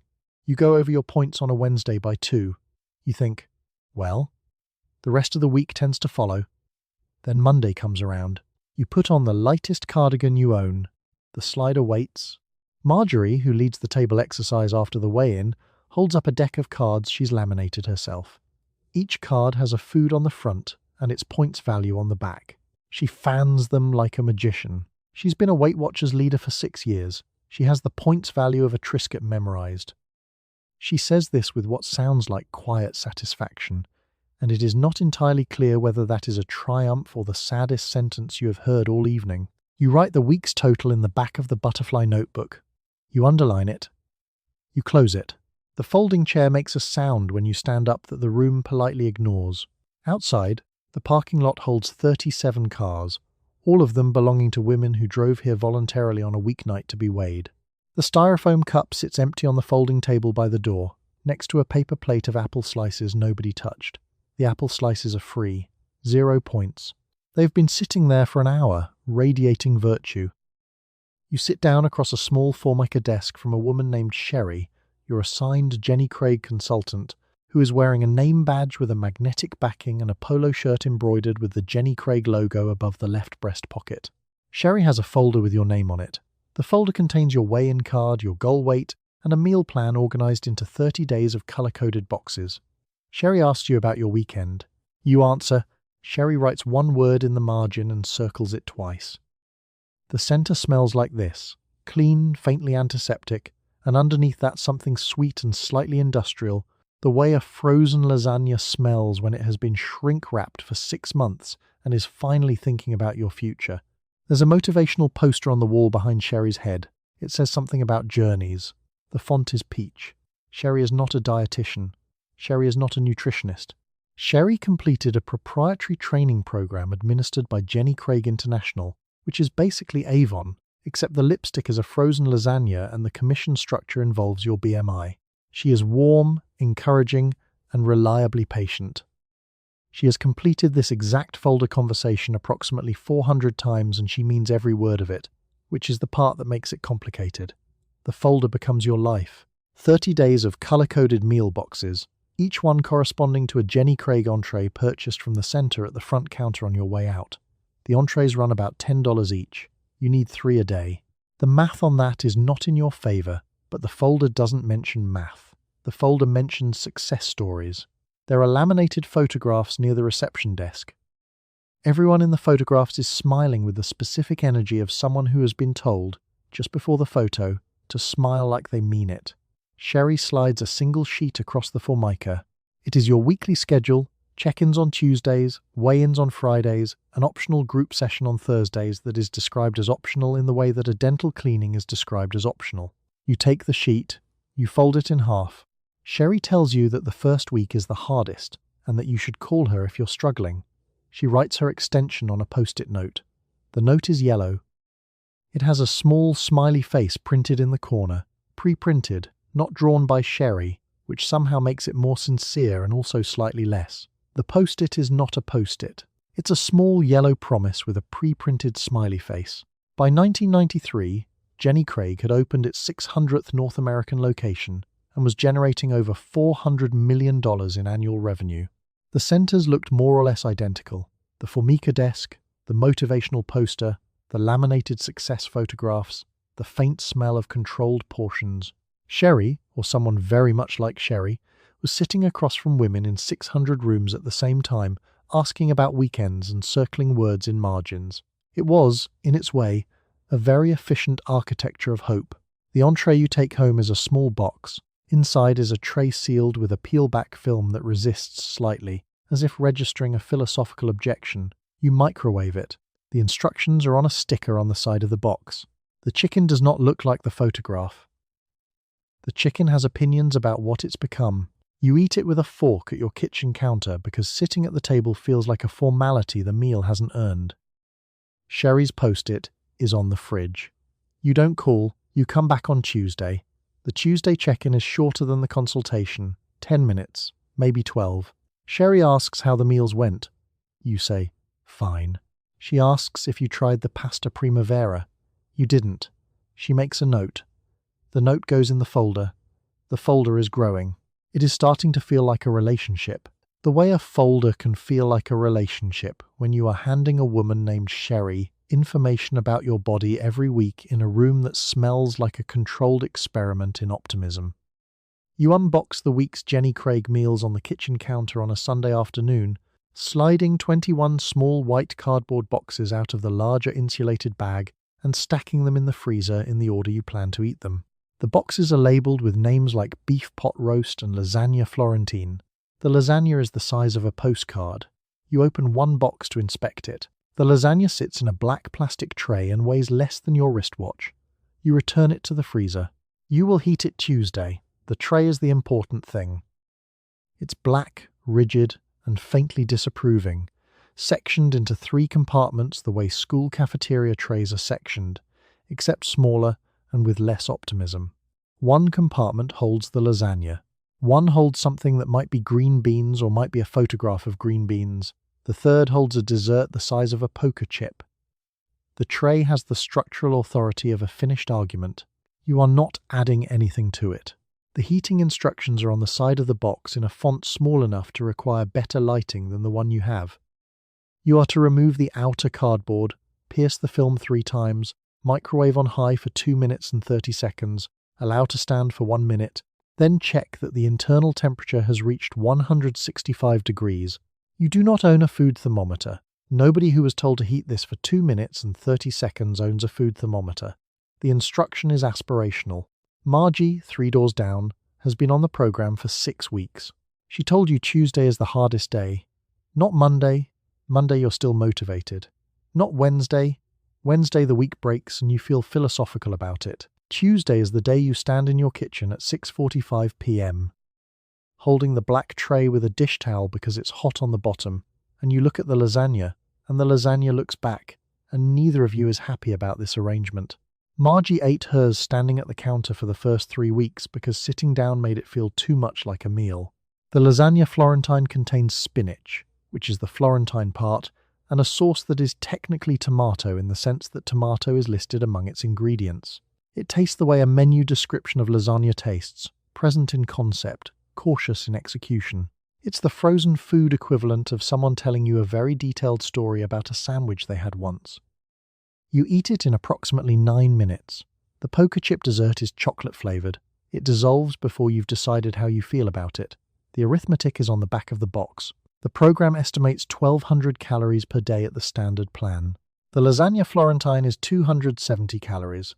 The green bean situation is 40. The poker chip is 60. That leaves 830 calories distributed across breakfast, a midday meal, and whatever fruits and vegetables the program has designated as your free foods for the week. Celery is always a free food. Celery is free because celery knows what it did. The insulated bag it all arrived in has a small logo on the side. You fold it neatly and put it by the door because you'll need it for next week's order. The freezer now contains 21 small white boxes stacked in a column beside a bag of frozen peas you've had since February and a half-empty tub of Cool Whip that is not on the program and is not making eye contact. The Cool Whip knows the situation. It has been very still since Sunday. You arrive at the 24-hour fitness on Camelback Road at 5:55 p.m. for the 6 p.m. step class, carrying your own Reebok step platform because the gym only has 18 and the class fills to 24. You set up in the 3rd row, an angle calibrated so that you can see the instructor in the mirror without being directly visible to her. The room smells like rubber matting and the body sprays of 19 other women. The instructor cues up Madonna's Vogue. The first 8 count is yours. You step up. The step platform is a molded plastic rectangle, approximately 4 inches high, in a colorway Reebok called Slate, but which is more accurately described as the grey of a Tuesday in February. It weighs about 3 pounds. You carried it from your car in a mesh bag because this is what you do now. The platform has opinions about shin splints, and those opinions are being communicated in real time. The instructor's name is Deanna. She's wearing a lycra unitard in teal and a headset microphone she did not need to pay for, and she's already moving before the class has started, which is either motivational or threatening depending on how much you ate for lunch. Deanna cues the grapevine with the confidence of someone who has never once doubted a decision she's made.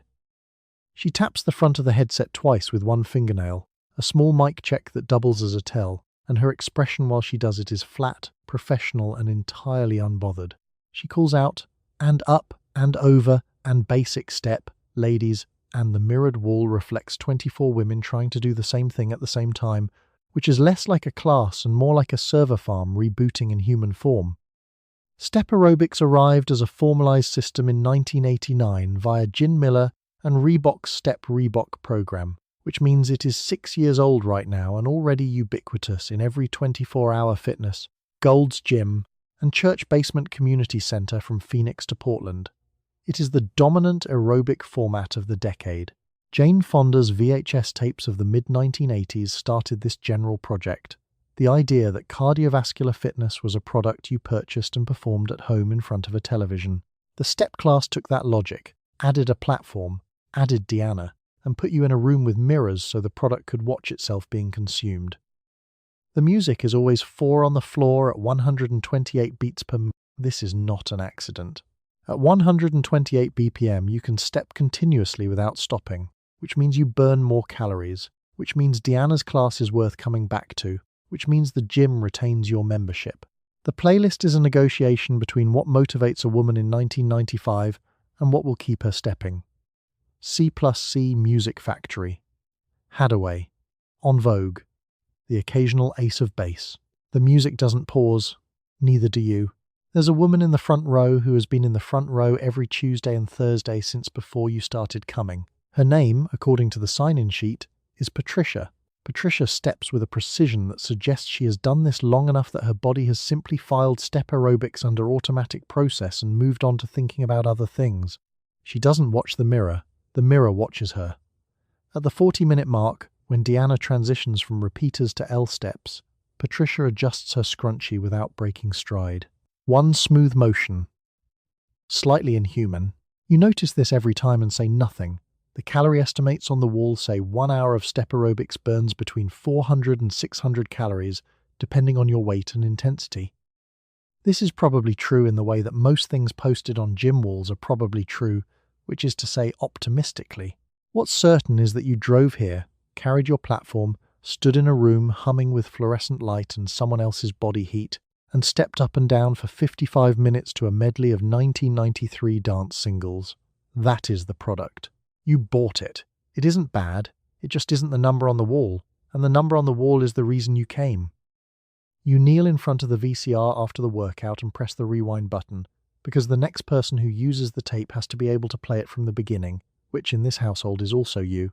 The tape makes the high mechanical whine of a 1-2-0-minute cassette rewinding from the middle.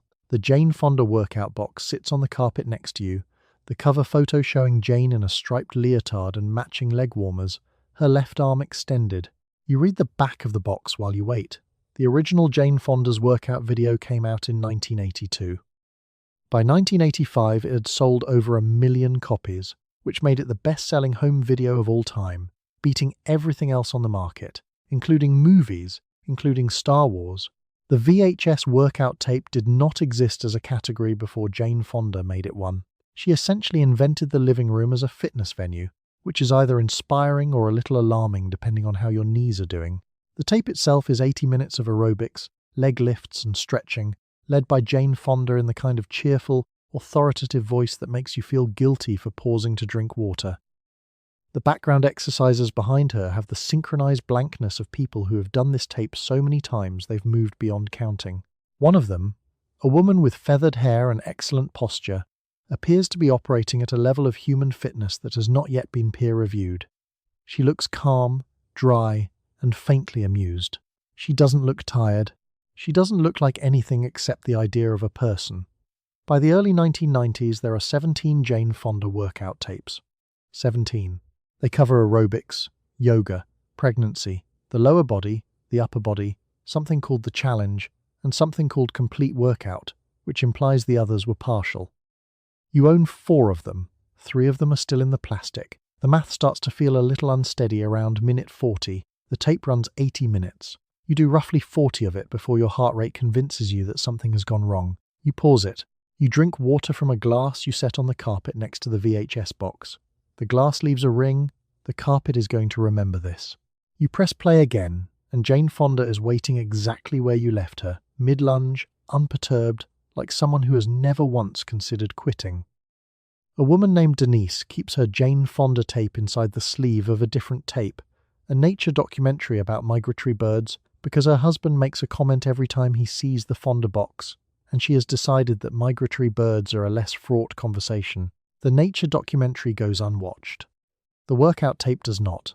Denise does the full 80 minutes on Tuesday and Thursday mornings, in the living room, before anyone else is up, in socks on the hardwood floor because the carpet in the bedroom gives her shin splints. She has strong opinions about this. She has never told anyone about the bird documentary arrangement. When she's done, she slides the Fonda tape back inside the migratory bird sleeve, lines the spine up with the other VHS boxes, and walks to the kitchen to start the coffee. You bought the tape, which means you made a commitment, which means throwing it out would be admitting something, and it's easier to just kneel in front of the VCR and wait for the rewind. The box sits on the carpet next to your knee, the ring from the water glass already darkening into the cardboard. The mechanical wind slows, the tape clicks, the counter resets to 0. You put the box back on the shelf between the other boxes, Jane Fonda's arm still extended on the cover, still pointing at something just off camera, somewhere you haven't been yet. You drive to the GNC at the Tempe Marketplace on a Saturday morning to buy your monthly bottle of Metabolife 356, which sits on a shelf at eye level next to creatine powder and protein bars. The bottle is white plastic with a green and red label, and a small drawing of a flame above the words Advanced Metabolic Formula. The clerk does not ask for your name. The transaction takes 90 seconds. You take the receipt because the bottle was $49, and the receipt is the only way you remember what you spent. Metabolife 356 is, at its core, a concentrated dose of ephedrine derived from the herb ma huang, combined with caffeine and aspirin in a ratio that the supplement industry calls a stack and that cardiologists call a concern. The company behind it, Metabolife International, reached $900 million in annual sales by 1999. That's not a typo.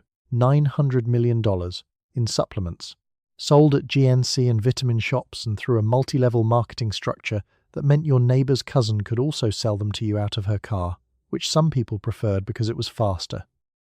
The GNC clerk, whose name tag says Brandon, slides the bottle across the counter and gives you the small, practiced, professionally blank nod he gives every customer who buys this exact product. He doesn't make eye contact during the nod. He's already reaching for the next bottle. You take 2 with breakfast, 2 before lunch. Within about 20 minutes, your heart rate climbs. Not alarmingly. Just persistently. Like a ceiling fan set 1 notch higher than you'd like, but not high enough to be worth mentioning. Your appetite recedes. Your palms are slightly damp. You feel, in the precise language of the era, energized, which is a generous word for what is functionally a low-grade adrenaline state sustained across most of your waking hours. A woman named Carla who works in your office takes the same brand. She sets her 2-pill dose on her desk next to her coffee at 8:15 every morning like she's organizing a vitamin protocol, which she is, technically. The Dietary Supplement Health and Education Act of 1994 had classified ephedra as a dietary supplement rather than a drug, which meant the FDA couldn't require safety trials before it went on the shelf next to vitamin C. The law didn't say ephedra was safe. It just said the government couldn't say it wasn't until people started demonstrating symptoms, which takes time. Carla brings her bottle to the copier room sometimes and leaves it on top of the machine. 3 other women have asked her which one it is. She writes down the name on a post-it. The bottle has opinions about its own visibility. The side effect profile, which you will find printed in 6-point font on the underside of the label if you unfold the inner panel all the way, lists elevated heart rate, elevated blood pressure, dizziness, insomnia, and in rare cases, cardiac events. The rare cases are not particularly rare. Between 1994 and 2002, ephedra-containing supplements will be linked to more than 100 deaths, thousands of adverse events, and a 2003 FDA ban that takes 9 years to arrive after the first reported incident. 9 years is a long time for a supplement to have opinions. You don't read the panel. Almost no one reads the panel. The panel is folded in a way that requires a specific fingernail angle and the sustained commitment of someone who already suspects something is wrong. The bottle is $49 and it is at eye level, and the flame on the label looks like progress. On the drive home, you stop at a red light at Rural Road and feel your heartbeat in your fingertips, which is a new thing, but you felt it before, and it went away. So you merge into the left lane and turn up the radio. The receipt is in the cup holder. The bottle is in the passenger seat. The advanced metabolic formula says nothing. You are sitting on the paper-covered exam table at Dr. Halverson's office at 2:15 p.m., wearing the cardigan you wear to appointments because it is the lightest sweater you own. You have rehearsed the sentence on the drive over. When Dr. Halverson sits down on his rolling stool with your chart in his hand, you say it. You ask him about the new prescription that all your friends are talking about, the one called Fen-Phen, the one that's supposed to work. He writes the prescription before you finish the sentence. Fen-Phen is 2 drugs combined into one regimen, fenfluramine, which suppresses appetite by flooding your brain with serotonin, and phentermine, a stimulant that keeps you moving and not particularly hungry. The combination moved through the medical community the way a SnackWell's coupon moved through a parking lot, fast, without much scrutiny. By 1996, 18 million prescriptions are being written per year in the United States. 18 million. That's roughly the population of the Netherlands. Except the Netherlands is not collectively losing weight on a drug combination nobody tested for long-term cardiac effects. Doctor. Halverson's waiting room that afternoon has 3 other women in it who are there for the same sentence. You don't know that. The prescription pad doesn't mention it either. The pill arrives in a brown plastic bottle from a pharmacy in a strip mall between a nail salon and a Hallmark. You take it in the morning. You're not hungry by noon, which feels like a miracle, and also slightly like the first hour of a fever, present, functional, a little unmoored. The weight comes off. This is true. This actually happens. 6 pounds in a month. 8 pounds in 6 weeks. Your pants fit differently. You call your friend Carol and she's lost 9. You are both briefly, genuinely happy in the specific way women are allowed to be happy in 1996, which is smaller. Nurse Debbie at the follow-up appointment is the one who hands you the refill paperwork. She doesn't ask about your heart. She asks how you're doing with the appetite suppression. You tell her fine. She writes something in the chart and slides the form across the counter with the practiced smoothness of someone who has done this 40 times this week. She has done this 40 times this week. July 1997.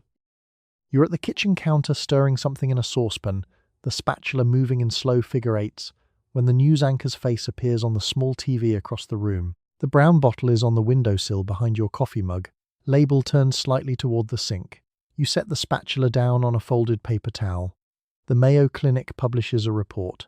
24 cases, 24 women, all of them young, all of them on Fen-Phen, all of them with damage to their heart valves, a specific, distinctive, oddly uniform thickening that cardiologists had never clustered together quite like this before. The valves were behaving like valves in women who had rheumatic fever.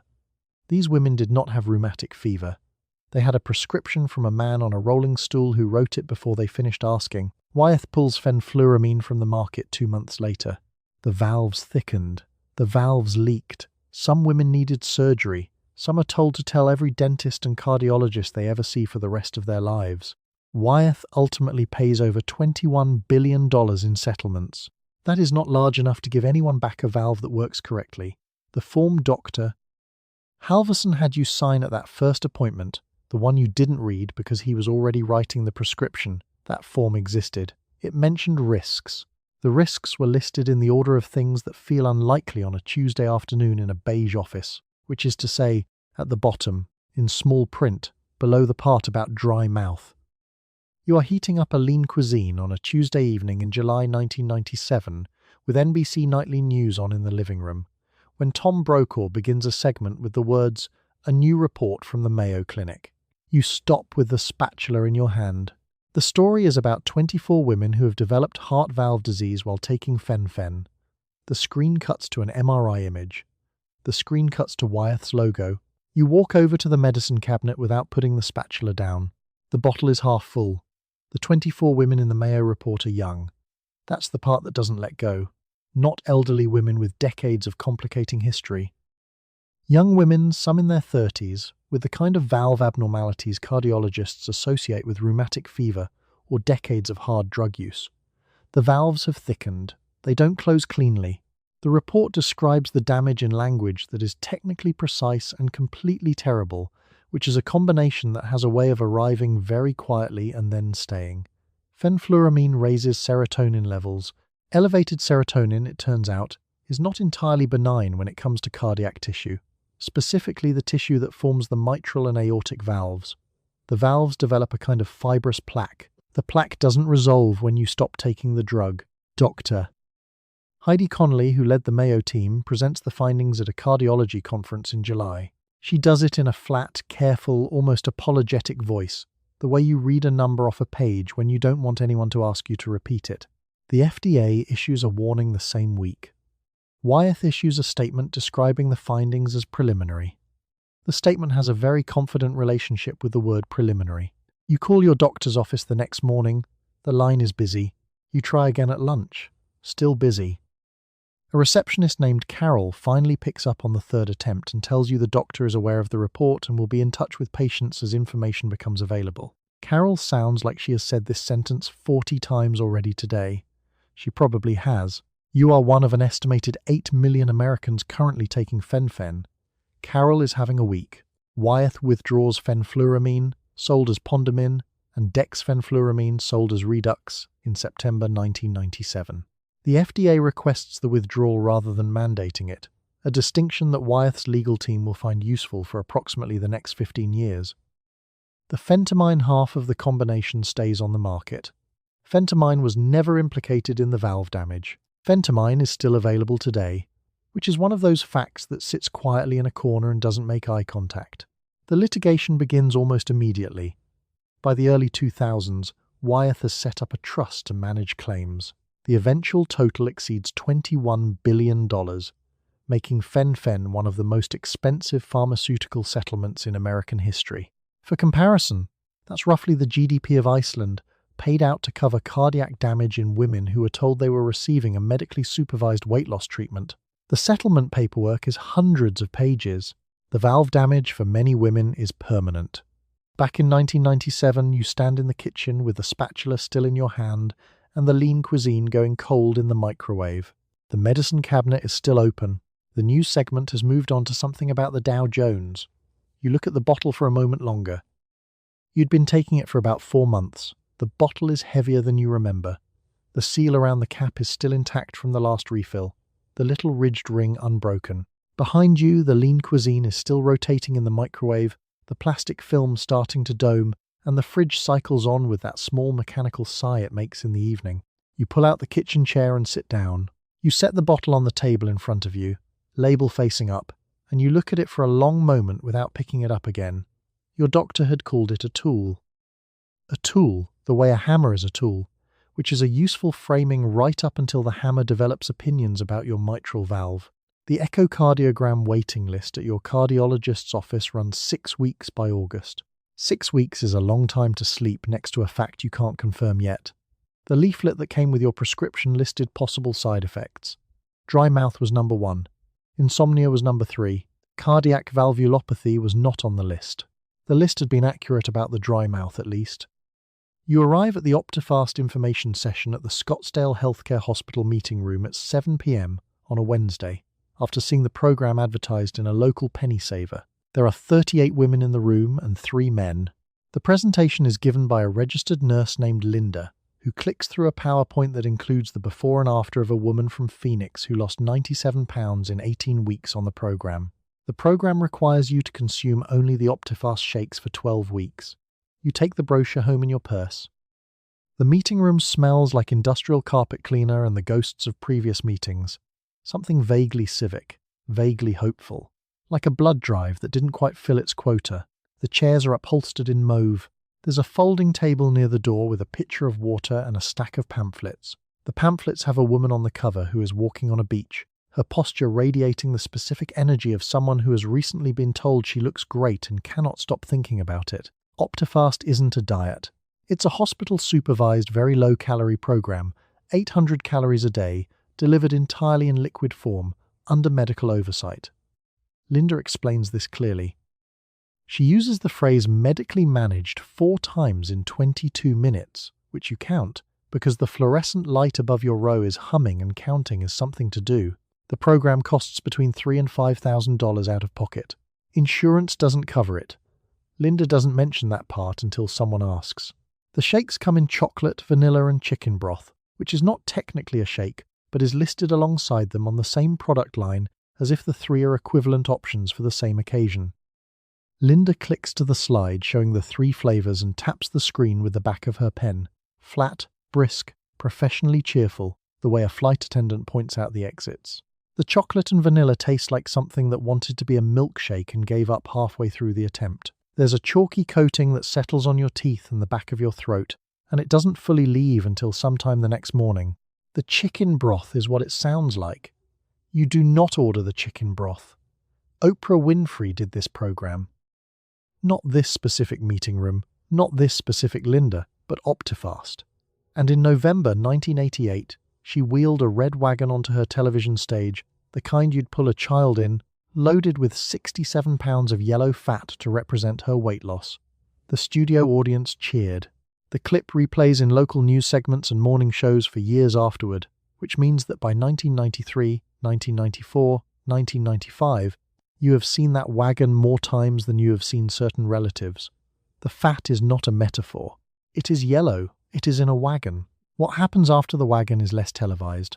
Oprah regains the weight within months. She says so publicly, more than once, because she is Oprah and there is no version of this that stays private. She calls the diet a mistake. She describes being so hungry on Optifast that she was dreaming about mashed potatoes. The program had not taught her anything about food, she says, because the program had specifically removed food from the equation for 12 weeks on the theory that absence was the same as education. It was not. Back in the Scottsdale Healthcare Hospital meeting room, Linda is explaining the medical supervision component. You'll have weekly check-ins with a physician. Blood work every 4 weeks. An EKG at intake. She mentions the EKG the way you mention a seatbelt. Reassuring, routine, a formality. A woman in the third row named Deborah raises her hand and asks whether the program is safe. And Linda says the program is very safe when followed under proper medical supervision, which is a sentence that answers the shape of the question without quite touching its center. You look down at the brochure. The woman on the cover is still walking on the beach. She'll be there when you get home. She'll be there when you open the brochure again at your kitchen table at 10:30, after the kids are in bed, with the specific, quiet focus of a person doing math they already know the answer to. The number at the bottom of the page is a local area code. You haven't decided anything yet. You fold the brochure in half and put it in your purse next to your keys. The paper is the kind that holds the crease cleanly the first time, glossy on one side, slightly tacky on the other. It rests against a half-empty pack of gum and a receipt from the dry cleaner you have been meaning to throw away. The door of the meeting room closes behind you with a soft pneumatic sigh. The parking lot is mostly empty. Somewhere across the lot a car alarm chirps once and then stops. You are at home on the couch in November of 1988 when Oprah Winfrey walks onto her own stage in dark stretched jeans and a turtleneck, pulling behind her a child-sized red radio flyer wagon stacked with 67 pounds of yellow-rendered animal fat in clear plastic bags. The studio audience inhales. Oprah stands next to the wagon with her hand on the handle. She has lost the weight on Optifast, a liquid diet she has been on for 4 months. The image will run in reruns for years. You set down your coffee. The fat in the wagon is not a metaphor. It is actual rendered fat, the kind a butcher would recognize, scooped into bags and arranged for television. Oprah is wearing the size 10 Calvin Klein jeans she bought as a goal. She looks extraordinary. The audience is on its feet. A producer somewhere is watching the ratings tick upward in real time, and the Optifast phone lines are lighting up across the country like a switchboard on New Year's Eve. By morning, the waiting lists at hospital Optifast programs will have doubled. Within a year, Oprah regains the weight. She says later that she was hungry the entire 4 months, that she had been running on liquid and willpower and the specific energy of someone who has made a public promise she cannot afford to break. The moment she reintroduces food, her body, which has spent 16 weeks in a state of controlled emergency, decides it has opinions about the future. The weight returns. She will discuss this publicly more than once with a candor that costs her something each time. The wagon becomes the most replayed clip in daytime television. It airs in reruns into the early 1990s, which means that for the better part of 5 years, you can turn on the television at almost any hour and watch Oprah pull that wagon across the stage as proof that it is possible. The clip doesn't come with a follow-up. It doesn't include the part where she's hungry.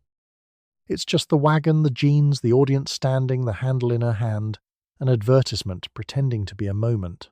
Diana Levitt, a registered dietitian in Phoenix who consults for the Optifast program, hands a new client a printed sheet listing the side effects of very low-calorie intake. She does this with the efficiency of someone who has handed the same sheet to 400 people and genuinely believes it helps. Hair thinning is listed third. Fatigue is listed first. Gallstone formation is listed fifth with a small asterisk. She taps the asterisk with her pen and says the program has protocols for monitoring. The client nods. Neither of them mentions the wagon. Oprah's hand stays on the wagon handle for a long beat after the audience is already on its feet. 3,000 miles away, a woman named Linda in a den in Cincinnati sets her own coffee down on a TV tray and writes the word Optifast on the back of an envelope without looking at the pen. At a switchboard in suburban Chicago, an Optifast hotline operator named Janet picks up her 9th call in 20 minutes and reads the same script she has read all afternoon, calm, level, slightly hoarse, while a small red light blinks on every line beside her. Nobody on those calls asks about the weekly hospital visits. Nobody asks about the blood draws or the $3,000 to $5,000 or the physician's supervision. They ask whether there's a program near them and how soon they can start. Oprah will say, years later, that the moment she is most ashamed of in her public life is pulling that wagon. She'll say it sitting down, in a different studio, in a different decade, with her hands folded in her lap. You finish your coffee. It's gone cold. The television is still on. You're 16 and sitting at a long Formica table in the high school cafeteria with 3 friends, sharing one issue of 17 open to a quiz titled What's Your Body Type? You have a Diet Coke. Your friend Megan has a salad with no dressing. Your friend Lauren has a tab. You are all also halfway through a single bag of SnackWells, which you are passing down the row. The bell is in 7 minutes. You answer the questions on Megan's quiz before Megan does, because you have memorized the answer key. The quiz has 4 body types: apple, pear, rectangle, and hourglass. There is a correct answer implied in the framing of every question. You know which one it is. Megan knows which one it is. Lauren circles her answers slowly, checking her work. The SnackWell's bag makes a soft crackling sound as it slides across the table, and a girl at the far end reaches in without looking up from her own tray. She has a sandwich. Nobody comments on the sandwich. Nobody has to. Megan turns the page back to the start of the quiz and tallies her own answers in pencil along the margin. Neat, level, quietly thorough. Lauren reaches over and flattens the spine of the magazine with the heel of her hand so the page will stay open. Across from her, you flip ahead to the glamour stacked underneath, 10.5 diet articles per issue, every issue, all year, and find another quiz 2 pages in, then another one after that, then a chart that ranks foods by how much you should feel about eating them. You close the magazine, you open it again. The bell is in 5 minutes. Mary Pfeiffer's book is on a shelf in your school counselor's office. 2nd row from the top, the spine slightly faded from window light. You won't read it. Your counselor, Mrs. Halloway, has it angled forward the way you angle a book you want a 14-year-old to notice without being told to notice. She watches Megan walk past her open door at the start of 5th period and reaches for the book, then doesn't. She straightens a stack of hall passes instead. A 1996 study calculated that if Barbie was scaled to human proportions, she'd stand 5'9", weigh 110 pounds, and carry too little body fat to menstruate. The study found a BMI of 16.24. You don't know this number yet. You do know Barbie's waist measurement, because at some point in childhood you held the tape measure yourself. The number settled somewhere and stayed. Lauren caps her pen. She got pear. She reads the description aloud, which says she should emphasize her shoulders and wear A-line skirts. She nods like she's been given a diagnosis, which she has, sort of, just not a medical one. The SnackWell's bag reaches you again. 2 cookies left. The bag announces this with the particular crinkle of something almost empty. You take one. You have a thought about the other one. You have a second thought about the second thought. This entire process takes less than 4 seconds and leaves no visible evidence. You pass the bag back. Megan waves it off. The bag ends its journey with the girl at the far end, who finishes both without ceremony and goes back to her sandwich. She is, in the private taxonomy of the table, not paying attention. This is noted. Not allowed, just filed. You are a freshman at a Midwestern State University, standing barefoot in the third stall of the second-floor dorm bathroom of SnackWell Hall at 11:14 p.m. on a Thursday. The fluorescent ceiling light hums. You can hear someone in the shower stall down the row singing along to something on a yellow Sony Discman. You can hear the soft splash of water in the next stall, which is not water. You came in to brush your teeth. You stay because the next stall is your roommate, and you both know. Her name is Kristen.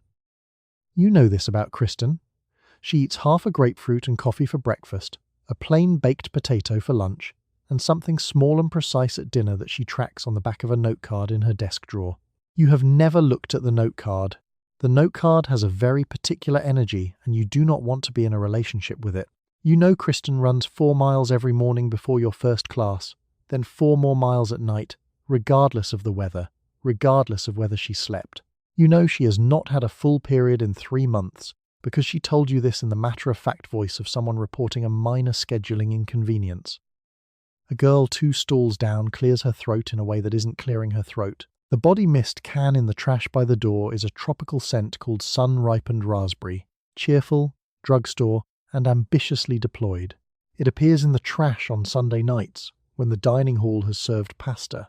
You know what it means the same way you know what the sound in the next stall means, the way you know which stalls fill up between 11 and midnight, the way Kristen knows her note card math without writing it down. Your floor has 32 women on it. The math is not subtle. You learned the bathroom between 11 and midnight had a specific occupancy pattern. You learned that the third-floor hall smelled different on Sunday nights. You learned that the etiquette around all of this was sophisticated. It had protocols. It was, in its way, the most organized thing on the floor. Kristen comes out of the stall in a few minutes. She's wearing a Northwestern sweatshirt that hangs off one shoulder. She runs her wrists under cold water for a moment, not her hands, her wrists, then leans over the sink next to yours and meets your eyes in the mirror. You both look at yourselves for a second. She says, "I had pizza at like 9. You nod. She says, "It was just 1 slice." You say, "Yeah." You don't say anything else. You both brush your teeth. The Discman girl switches to a different track. The fluorescent light hums the same note it always hums, which is the note of a building that does not care what's happening inside it. A girl from down the hall named Megan comes in and stops at the second sink. She is small, tired, and reliably cheerful in the way of women who run cross-country at 6 a.m. on 3 hours of sleep. She fills a Nalgene bottle from the tap. She doesn't comment on anything. She has a battered paperback of Reviving Ophelia sticking out of her shower caddy. The kind of book that started turning up in dorms in 1994 the way the body mist did. Quietly, in pairs, without an introduction, Megan caps the Nalgene and leaves. The shower caddy goes with her, the book bobbing in the basket like it has somewhere to be. You spit. You cap your toothpaste. Kristen is already gone, back down the hall in her socks, the sweatshirt swaying. The bathroom is quiet now except for the Discman, which has moved on to something slower. You slot your toothbrush back in the plastic cup by the sink. There are 6 other toothbrushes in the cup. They lean on each other at slight angles, bristles up, the way toothbrushes do when nobody is in charge of them. Yours settles in among them without ceremony. The door of stall 3 swings shut on its own, slowly, the way a door swings when the building has settled 1/8 of an inch since 1962. You leave. You are at Toys R Us on a Saturday afternoon in December with your 7-year-old niece who has asked for the day-to-night career Barbie for Christmas. The Barbie aisle is 40 feet long and pink on both sides, lit by the same fluorescent tube as the rest of the store but reflected off 20,000 glossy plastic boxes. You stand in front of the career Barbie wall. The dolls are 5 feet up. Your niece is 3 feet tall. You bend down to lift her so she can see. She points to the one in the pink suit. The doll in the pink suit is, statistically, impossible. In 1996, researchers at the University of South Australia ran the numbers on Barbie's proportions scaled to human size. If she stood 5 feet 9 inches, she would. She'd weigh 110 pounds. Her BMI would land at 16.24, too thin to get a period, too thin to qualify, in any clinic on Earth, as well. The researchers published it in a peer-reviewed journal. Mattel's stock did not move. Your niece doesn't know any of this. She knows the pink suit. She knows the small hard waist she can wrap her whole hand around. She knows that Barbie fits in a car and has a house and wears heels inside the house, which even at 7 strikes her as mildly suspicious. She holds the box with both hands the way you'd carry something ceremonial. Barbie's neck is twice the length of an average woman's and too thin to support the head it's attached to. The actual Barbie, scaled up, would have to walk at a slight forward lean, like someone permanently heading into a mild wind. She would look like she was always just about to arrive somewhere. She never quite gets there. Barbie launched in 1959. By the 1990s, she's been an astronaut, a surgeon, a presidential candidate, and a Malibu resident with a Corvette. The careers expanded, the waist did not. A college student named Galia Slayan will eventually build a life-sized Barbie out of plywood for a school project and stand her up in a hallway, 5 feet 9, brittle and faintly accusatory. The hallway makes her look like a hostage situation waiting to happen. Meanwhile, your niece is asking you what Barbie eats. This is a real question she asks. You say something vague about how Barbie probably eats regular food, and your niece looks at you with the patient skepticism of someone who has already noticed there is no kitchen table in the dream house, just a counter and a blender. The blender, in context, lands differently than Mattel intended. A doctor named Evelyn Attia, who has spent a career across a desk from women who look exactly like the cover of a fashion magazine and exactly like the inside of a hospital bracelet at the same time, has said the two profiles can be impossible to tell apart from across a room. Not sick, just disciplined. Your niece reaches up and taps the box. The career Barbie inside taps lightly against the cellophane window, pink, plastic, and quietly thrilled.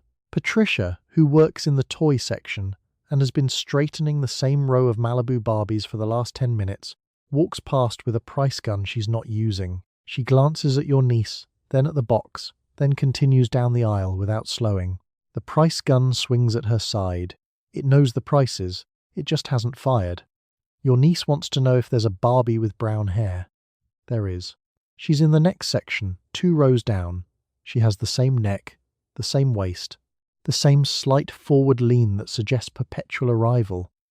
Your niece considers her and decides she prefers the pink suit. You put the brown-haired one back on the shelf. The box goes into your cart. The cart is red. Your niece walks beside it, one hand on the sidebar, steering slightly, the way children do when they want to feel useful. She is 3 feet tall and currently exists in a world where the most recognizable female body in American commercial history can't sustain a menstrual cycle. She doesn't know that yet. She'll learn. Your mother sits down across from you at the kitchen table on a Sunday afternoon in 1994, holding 2 copies of the Weight Watchers welcome packet, the one with the green folder and the gold seal on the front. She has paid for both memberships. She slides one across the table to you. You are 22. You have not asked for this. The packet is heavier than you expected. You open it because she is watching, and inside is a points slide calculator, 2 booklets, and a small enamel pin shaped like a dotted line. The pin is meant to be motivational. It is a dotted line in the shape of a human silhouette, the before implied but absent, the after implied but absent, and in between just the outline of what you are supposed to become. You set it on the table next to the sugar bowl. It sits there for the rest of the afternoon, radiating quiet administrative ambition, like a small enamel HR memo about your body. Your mother has been doing this her whole life, not Weight Watchers specifically. Before this it was Slim Fast. Before that it was Nutrisystem. Before that it was something from a magazine in 1978 involving grapefruit at every meal, eaten with the committed energy of a woman who believes grapefruit has opinions about her. She doesn't think of it as a cycle. She thinks of it as trying. She is 51 years old, and she has been trying for 30 years, and now she wants to try together, which is the most generous and most complicated sentence in the English language. The welcome packet contains 2 booklets. One is a food guide. One is a tracking journal. The food guide assigns point values to everything you have ever eaten, including things you didn't know were food. A banana is 2 points. A plain bagel, which you thought was basically air and optimism, is 5 points. A single tablespoon of peanut butter is 3 points. Your daily allotment is 18 to 24 points, depending on your starting weight, which the packet refers to as your current position, like you are a chess piece that has made some questionable moves. The point slide calculator is a small laminated wheel, the kind of object that belongs in a 1970s actuary's desk drawer. You hold it up and spin the wheel to calculate the point value of a meal. It clicks softly with each turn. Diane, your mother's neighbour, uses hers so often the laminate has worn through at the chicken breast position. Diane has been at her goal weight for 6 months. She talks about this the way some people talk about surviving something. Your mother has already done the math. She has weighed both packets. She has weighed the folders. She has weighed the booklets. She knows, to within 1/4 of an ounce, what each one will add to the scale next Tuesday at the first meeting. She has weighed the cardigan she is wearing right now. She knows which one she'll wear at the weigh-in, and it isn't this one. None of this is mentioned. None of this needs to be mentioned. You are her daughter. You already know the rules. The first meeting is on a Tuesday evening at St. Michael's Parish Hall, 3 blocks from your mother's house. The room smells like folding metal chairs and a pot of coffee that has been on a warming plate since approximately the Truman administration. The fluorescent lights hum at a frequency that is not quite sound but registers somewhere behind your left eye. You take a number from a clipboard at the door. You are number 7. This is the weigh-in system. It runs like a very tidy government program for a country that is deeply invested in your specific weight. When your number is called, you walk to the scale near the back wall. There is a woman behind the scale named Carol, a Weight Watchers counsellor, which means she has lost weight on the program and completed a training, which is less like becoming a nutritionist and more like becoming a very supportive franchise employee. Carol smiles with the focused warmth of someone who has done this 10,000 times. She has a small habit of brushing her thumb across the ledger margin before she writes, practiced, ceremonial, and faintly priestly, the way a cashier wipes the counter before ringing you up. You remove your shoes. You empty your pockets. You are holding your keys in your hand, and Carol says gently that you can set those down too. The keys have weight. You set them on the table. You step on the scale. Carol reads the number and writes it in a small ledger with a pen that has a little Weight Watchers logo on the clip. She tells you it's a great starting point. The scale does not comment. Your mother is number 8. She takes off her cardigan before she steps on, the thin one, not the wool, and hands it to you to hold. You hold it. It weighs almost nothing. She already knows that. Afterward, you drive home in her Camry, and she asks if you want to stop at the grocery store to look at the new SnackWells. There is a new flavour. The stores have been getting them in on Thursdays, and by Saturday they're gone. Women have been calling ahead, the way you'd call ahead for concert tickets. Except the concert is a fat-free cookie that is 90% sugar and tastes like a brownie's distant memory. You go to the store. You find them. You put 2 boxes in the cart. You don't talk about why she bought 2 memberships instead of 1. You don't talk about what the packet means. Arriving across a kitchen table from your mother's hands on a Sunday in 1994. You eat a SnackWells in the parking lot and it leaves a coating on your teeth that lasts all the way home. She has one too. She says they're not bad. You agree. The dotted line pin is still on the kitchen table when you get back. Your mother picks it up and pins it to the lapel of her cardigan, the way a woman might pin a small medal. She wears it to bed that night. She wears it the next morning. She wears it for years. You never wear yours. It sits in the small drawer of the dish in the front hall where you keep things you don't know what else to do with. You sit on the grey fabric couch in a therapist's office in a strip mall in Tempe, across from a woman named Dr. Janoff, who has a clipboard on her lap and the DSM-4 open to page 539. She asks you a series of questions in a calm, even voice. The questions are about the last 6 months. The questions are about how often. The questions are about whether. You answer them honestly because the intake form said you had to. At the end, she names the thing. You did not know it had a name. Doctor. Janoff has a heavy blue book open on her lap. It is new.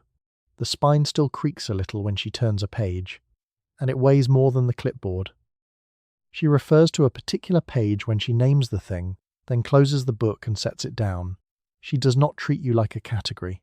She treats you like someone who came in on a Thursday wearing a light cardigan in August because you wanted the scale number to be smaller at your last weigh-in and the habit stuck. The name doesn't fix anything. It just sits there on the clipboard next to the intake form you filled out in the waiting room, under a fluorescent light that hums specifically at the frequency of dread. The name is a container. What went into the container was assembled over years.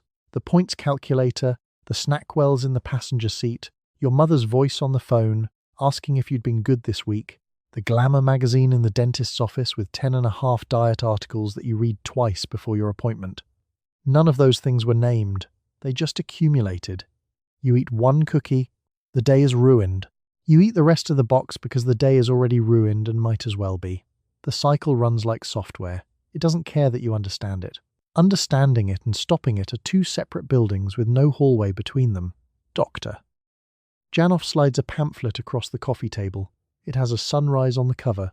Recovery materials in the 1990s all had sunrises on them, or soft-focus wheat fields, or a single candle, as if the cure for a clinical psychiatric disorder was adequate ambience. She explains the next steps in the same calm, even voice she used for the questions. You nod. The pamphlet goes in your bag next to a Slim Fast coupon you've been carrying for 3 weeks. The mortality statistics are not on the pamphlet. Of the conditions in the heavy blue book, this one kills the most. Somewhere between 5 and 10% of the women diagnosed are gone inside a decade, mostly from cardiac arrest. Doctor. Janoff knows this. She doesn't say it. She says it in the way people say things they know without saying them, which is by choosing a very careful set of other words. The office sits between a nail salon and a UPS store. You can hear a drill through the wall, slow, mechanical, and unbothered. The whole infrastructure of help is here. It's real. It showed up. It is also, in its way, doing its best in a building that was designed for a Quiznos. You stand up. You take the pamphlet. The grey fabric couch keeps the shape of you for a second after you leave it. You are at David's Bridal on a Saturday morning in 1998, standing on a small carpeted platform in front of a 3-panelled mirror with a seamstress named Rose pinning the side seams of a size 8 ivory satin sheath. You have been on Slim Fast and Jenny Craig and 4 months of fen-fen to get into this dress. Rose says the words a little tight through the bodice with no inflection. You inhale. You hold the breath. Rose marks the spot with chalk. You exhale only after she moves to the back. The dress is the goal. Not the marriage, not the honeymoon, not any practical dimension of the life you're about to legally enter. The dress. You've had the date circled on a refrigerator calendar since January, not as a wedding countdown, but as a deadline. The number on the tag is the number. Everything between now and then is logistics. The 4 months ran like this. You started fen-fen in March because your OB-GYN wrote the prescription in about the time it takes to order a sandwich. 18 million prescriptions went out in 1996 alone. Yours came with a photocopied sheet explaining that it suppressed appetite by acting on serotonin pathways, which sounded clinical and therefore safe. The sheet did not mention that the Mayo Clinic, just a year from now, will document 24 cases of unusual heart valve damage in young women on exactly this combination. You don't know that yet. You know that the dress is ivory satin and the seams are a little tight. Rose has been doing this for 11 years. She moves around the platform with the focused patience of a bomb disposal technician, her pincushion strapped to her wrist like a very specific kind of armor. She doesn't ask what size you want to be. She asks what size you are, and then she marks what needs to move. Rose has made peace with the distance between those two things. You have not. The Slim Fast ran from January through March. Chocolate, because vanilla tasted like sweetened chalk and strawberry tasted like vanilla trying harder. 2 shakes a day, 1 sensible meal, a coating on your back teeth that lasted until noon. You tracked every gram in a small spiral notebook with a puppy on the cover, which is the kind of detail that only seems funny later. The Jenny Craig meals arrived in a cardboard box twice a month. Small foil trays with laminated labels, portion-controlled and faintly apologetic, like something an airline would serve if the airline also wanted you to lose 15 pounds. A Jenny Craig counsellor named Tanya called every Thursday to check in. Tanya was warm, organised and trained almost entirely in sales. She called it your journey. The journey had a billing cycle. Now you're standing on the platform and Rose is at your back and the mirror is giving you the full picture whether you asked for it or not. The 3-panel arrangement means you see the front and both sides simultaneously, which is a design choice that deserves more scrutiny than it gets. You look. You calculate. You are doing the math on your own body the way other people read menus, scanning, comparing, adjusting expectations in real time. The number on the tag does not move. It just holds its position, sewn into the lining in small black thread, flat, waiting, and faintly authoritative. You have reorganized 4 months of your life around a number sewn into a dress by someone who will never meet you. Rose pins the left side seam and says something about letting it out a quarter inch, and the word out lands somewhere between your ribs and stays there. Her mouth stays pressed shut around the spare pin. The pin doesn't move, neither does her expression. She holds a pin between her lips while she adjusts. She doesn't look up. The fluorescent light hums overhead, the specific frequency of rooms where you're being looked at, and also waiting. You will pick up the altered dress in 2 weeks. By then, Wyeth will be 8 weeks from pulling Fen-Phen off the market entirely, though you won't hear about that until September, when it's on the news and your prescription bottle is still in the medicine cabinet with 11 pills left. You'll throw them away. The bottle will sit in the trash for a moment, small and orange, ordinary looking. The dress will fit by then. Rose will have made sure of it. You clean out the closet in your bedroom on a Saturday in March, sorting things into 3 piles: keep, donate, throw away. In the bottom of the closet behind the shoeboxes is a stack of magazines you have been saving since college, bound with a length of brown twine. The stack is 2 feet tall. You sit cross-legged on the carpet and untie the knot. The top issue is a Self from August 1995. The cover line reads, "Drop 10 pounds before Labor Day." You start a new pile. The pile grows quickly. A Glamour from March 1993. Lose the last 10 pounds. A Cosmo from January 1994. Your best body by spring. A Shape from October 1996. Flatten your abs in 6 weeks. You don't remember buying most of these. You remember reading all of them, cover to cover, with the focus of someone studying for a test they can't afford to fail. Glamour in the late 1980s and early 1990s averaged 10.5 diet-related articles per issue. Per issue, not per year. Per issue. The editorial staff was not confused about their readers' priorities, because they had spent considerable effort creating them. Susan, the beauty editor whose name appears in the masthead of your July 1994 issue, has a column this month called Eating Right for Your Shape. It's not about nutrition. It's about which vegetables are appropriate for your bone structure. Susan suggests avoiding bulky foods if you have a pear figure, as if a bowl of oatmeal is watchful, opinionated, and reliably scandalized by your proportions. The ads know too. A full-page ad on page 47 shows a woman in a white one-piece swimsuit laughing at the ocean. The copy reads, "She lost 22 pounds and found herself." The product being sold is a meal replacement shake. The implication is that your self, your actual personality, your opinions, your sense of humour was somewhere under there, waiting. 22 pounds deep, apparently. The September 1994 Vogue is in the stack. The cover line reads, "The Diet Issue. 20 ways to lose 20 pounds fast." The word fast is in a heavier typeface, as if speed is the oversight that prior diets suffered from. Inside, 20 articles on weight loss share page space with advertisements for perfume, fur coats, and a full-page spread for Fen-Phen printed 6 months before the Mayo Clinic report. The magazine has no awareness of the contradiction. The magazine has never had awareness of the contradiction. You pull out a teen magazine from 1993, something you must have picked up at a drugstore because you were 14 that year. The cover model is laughing with very white teeth. A sidebar reads, "Summer Body Checklist." The list has 11 items. Number 3 is, "Are your thighs touching?" This is presented as a question requiring a personal answer and a corrective plan. You were 14.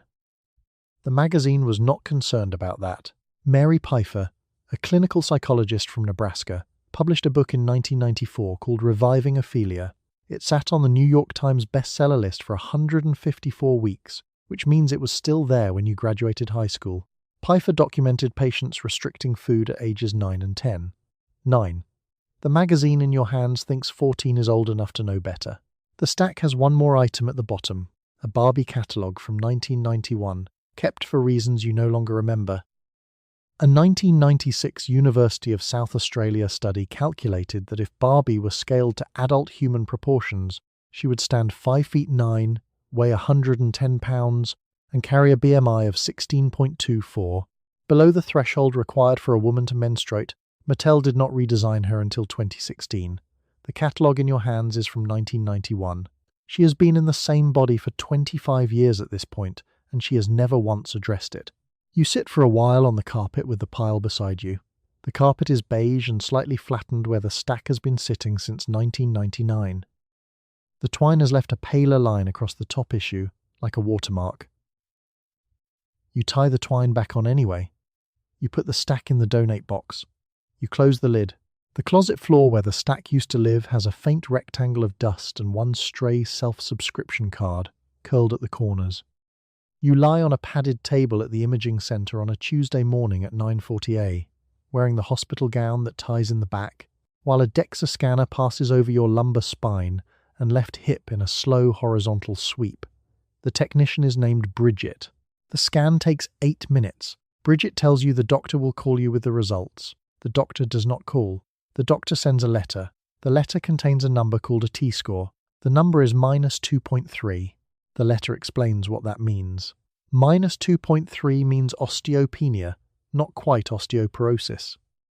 Close enough that the word preclinical appears in the second paragraph, which is the medical equivalent of not yet, but keep watching. You are in your mid-30s.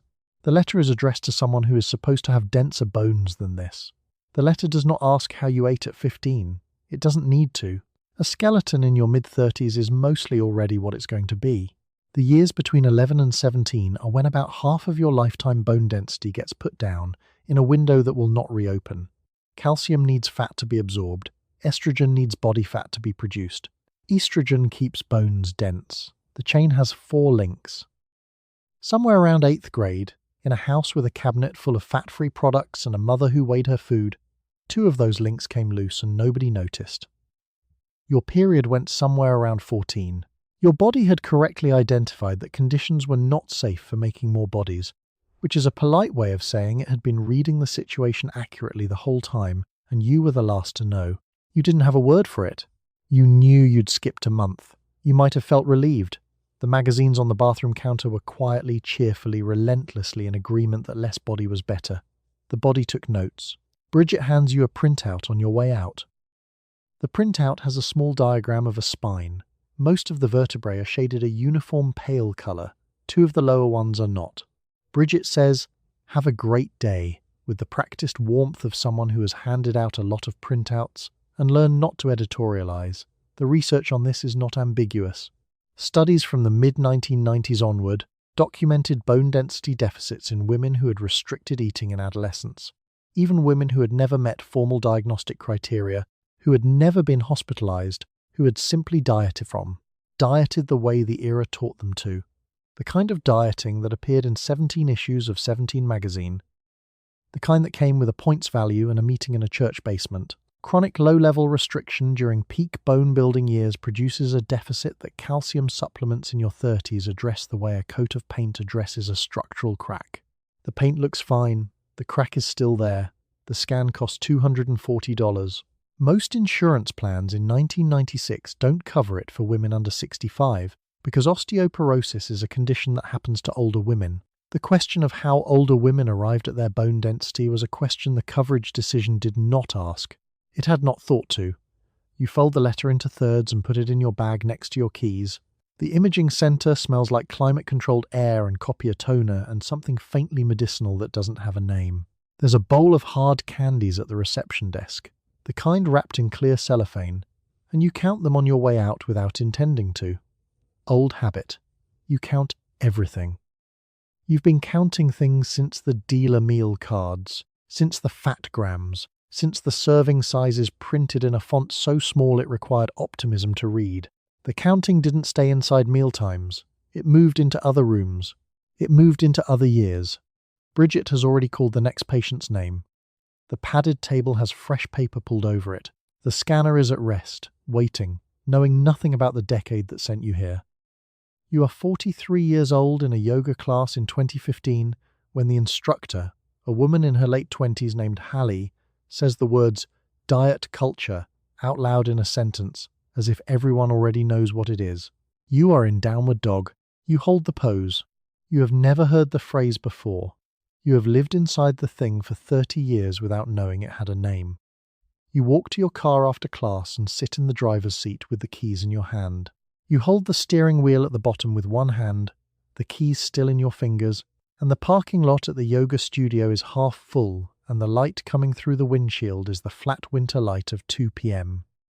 The phrase sits in your chest like a stone someone has placed there. 2 words. They suggest a structure. The story you've been telling yourself since 1987 is the version where you simply lacked discipline, where other women managed it and you didn't, where the problem was always located inside your body, specifically in your specific body's specific relationship to food, which was broken in a way that was your fault and also fixable if you just tried harder with a better program, a better attitude, and a lighter cardigan at the weigh-in. That version is very detailed.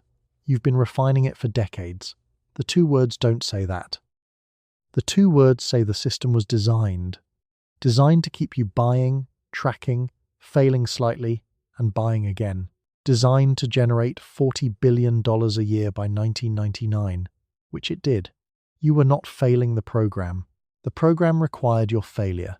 A program you graduate from stops billing you. A program you almost graduate from, that one you come back to. Hallie does not explain any of this. She says the words and moves directly into Warrior 2, and her arms are straight and her voice is even, and she has clearly grown up with a language for this that you didn't have at 14, standing in a Jenny Craig Centre that smelled like antiseptic and reheated lasagna, while a woman named Sandra, who was trained primarily in sales, told you that you were doing great and handed you a packet of points. Sandra meant well. This is the part that's hard to carry. Sandra believed in the program. Sandra had lost 22 pounds on the program. Sandra had a laminated chart and a gentle voice and fluorescent lighting that hummed at a frequency that made everyone look slightly unwell. Sandra was also a product of the system. Sandra was in it too.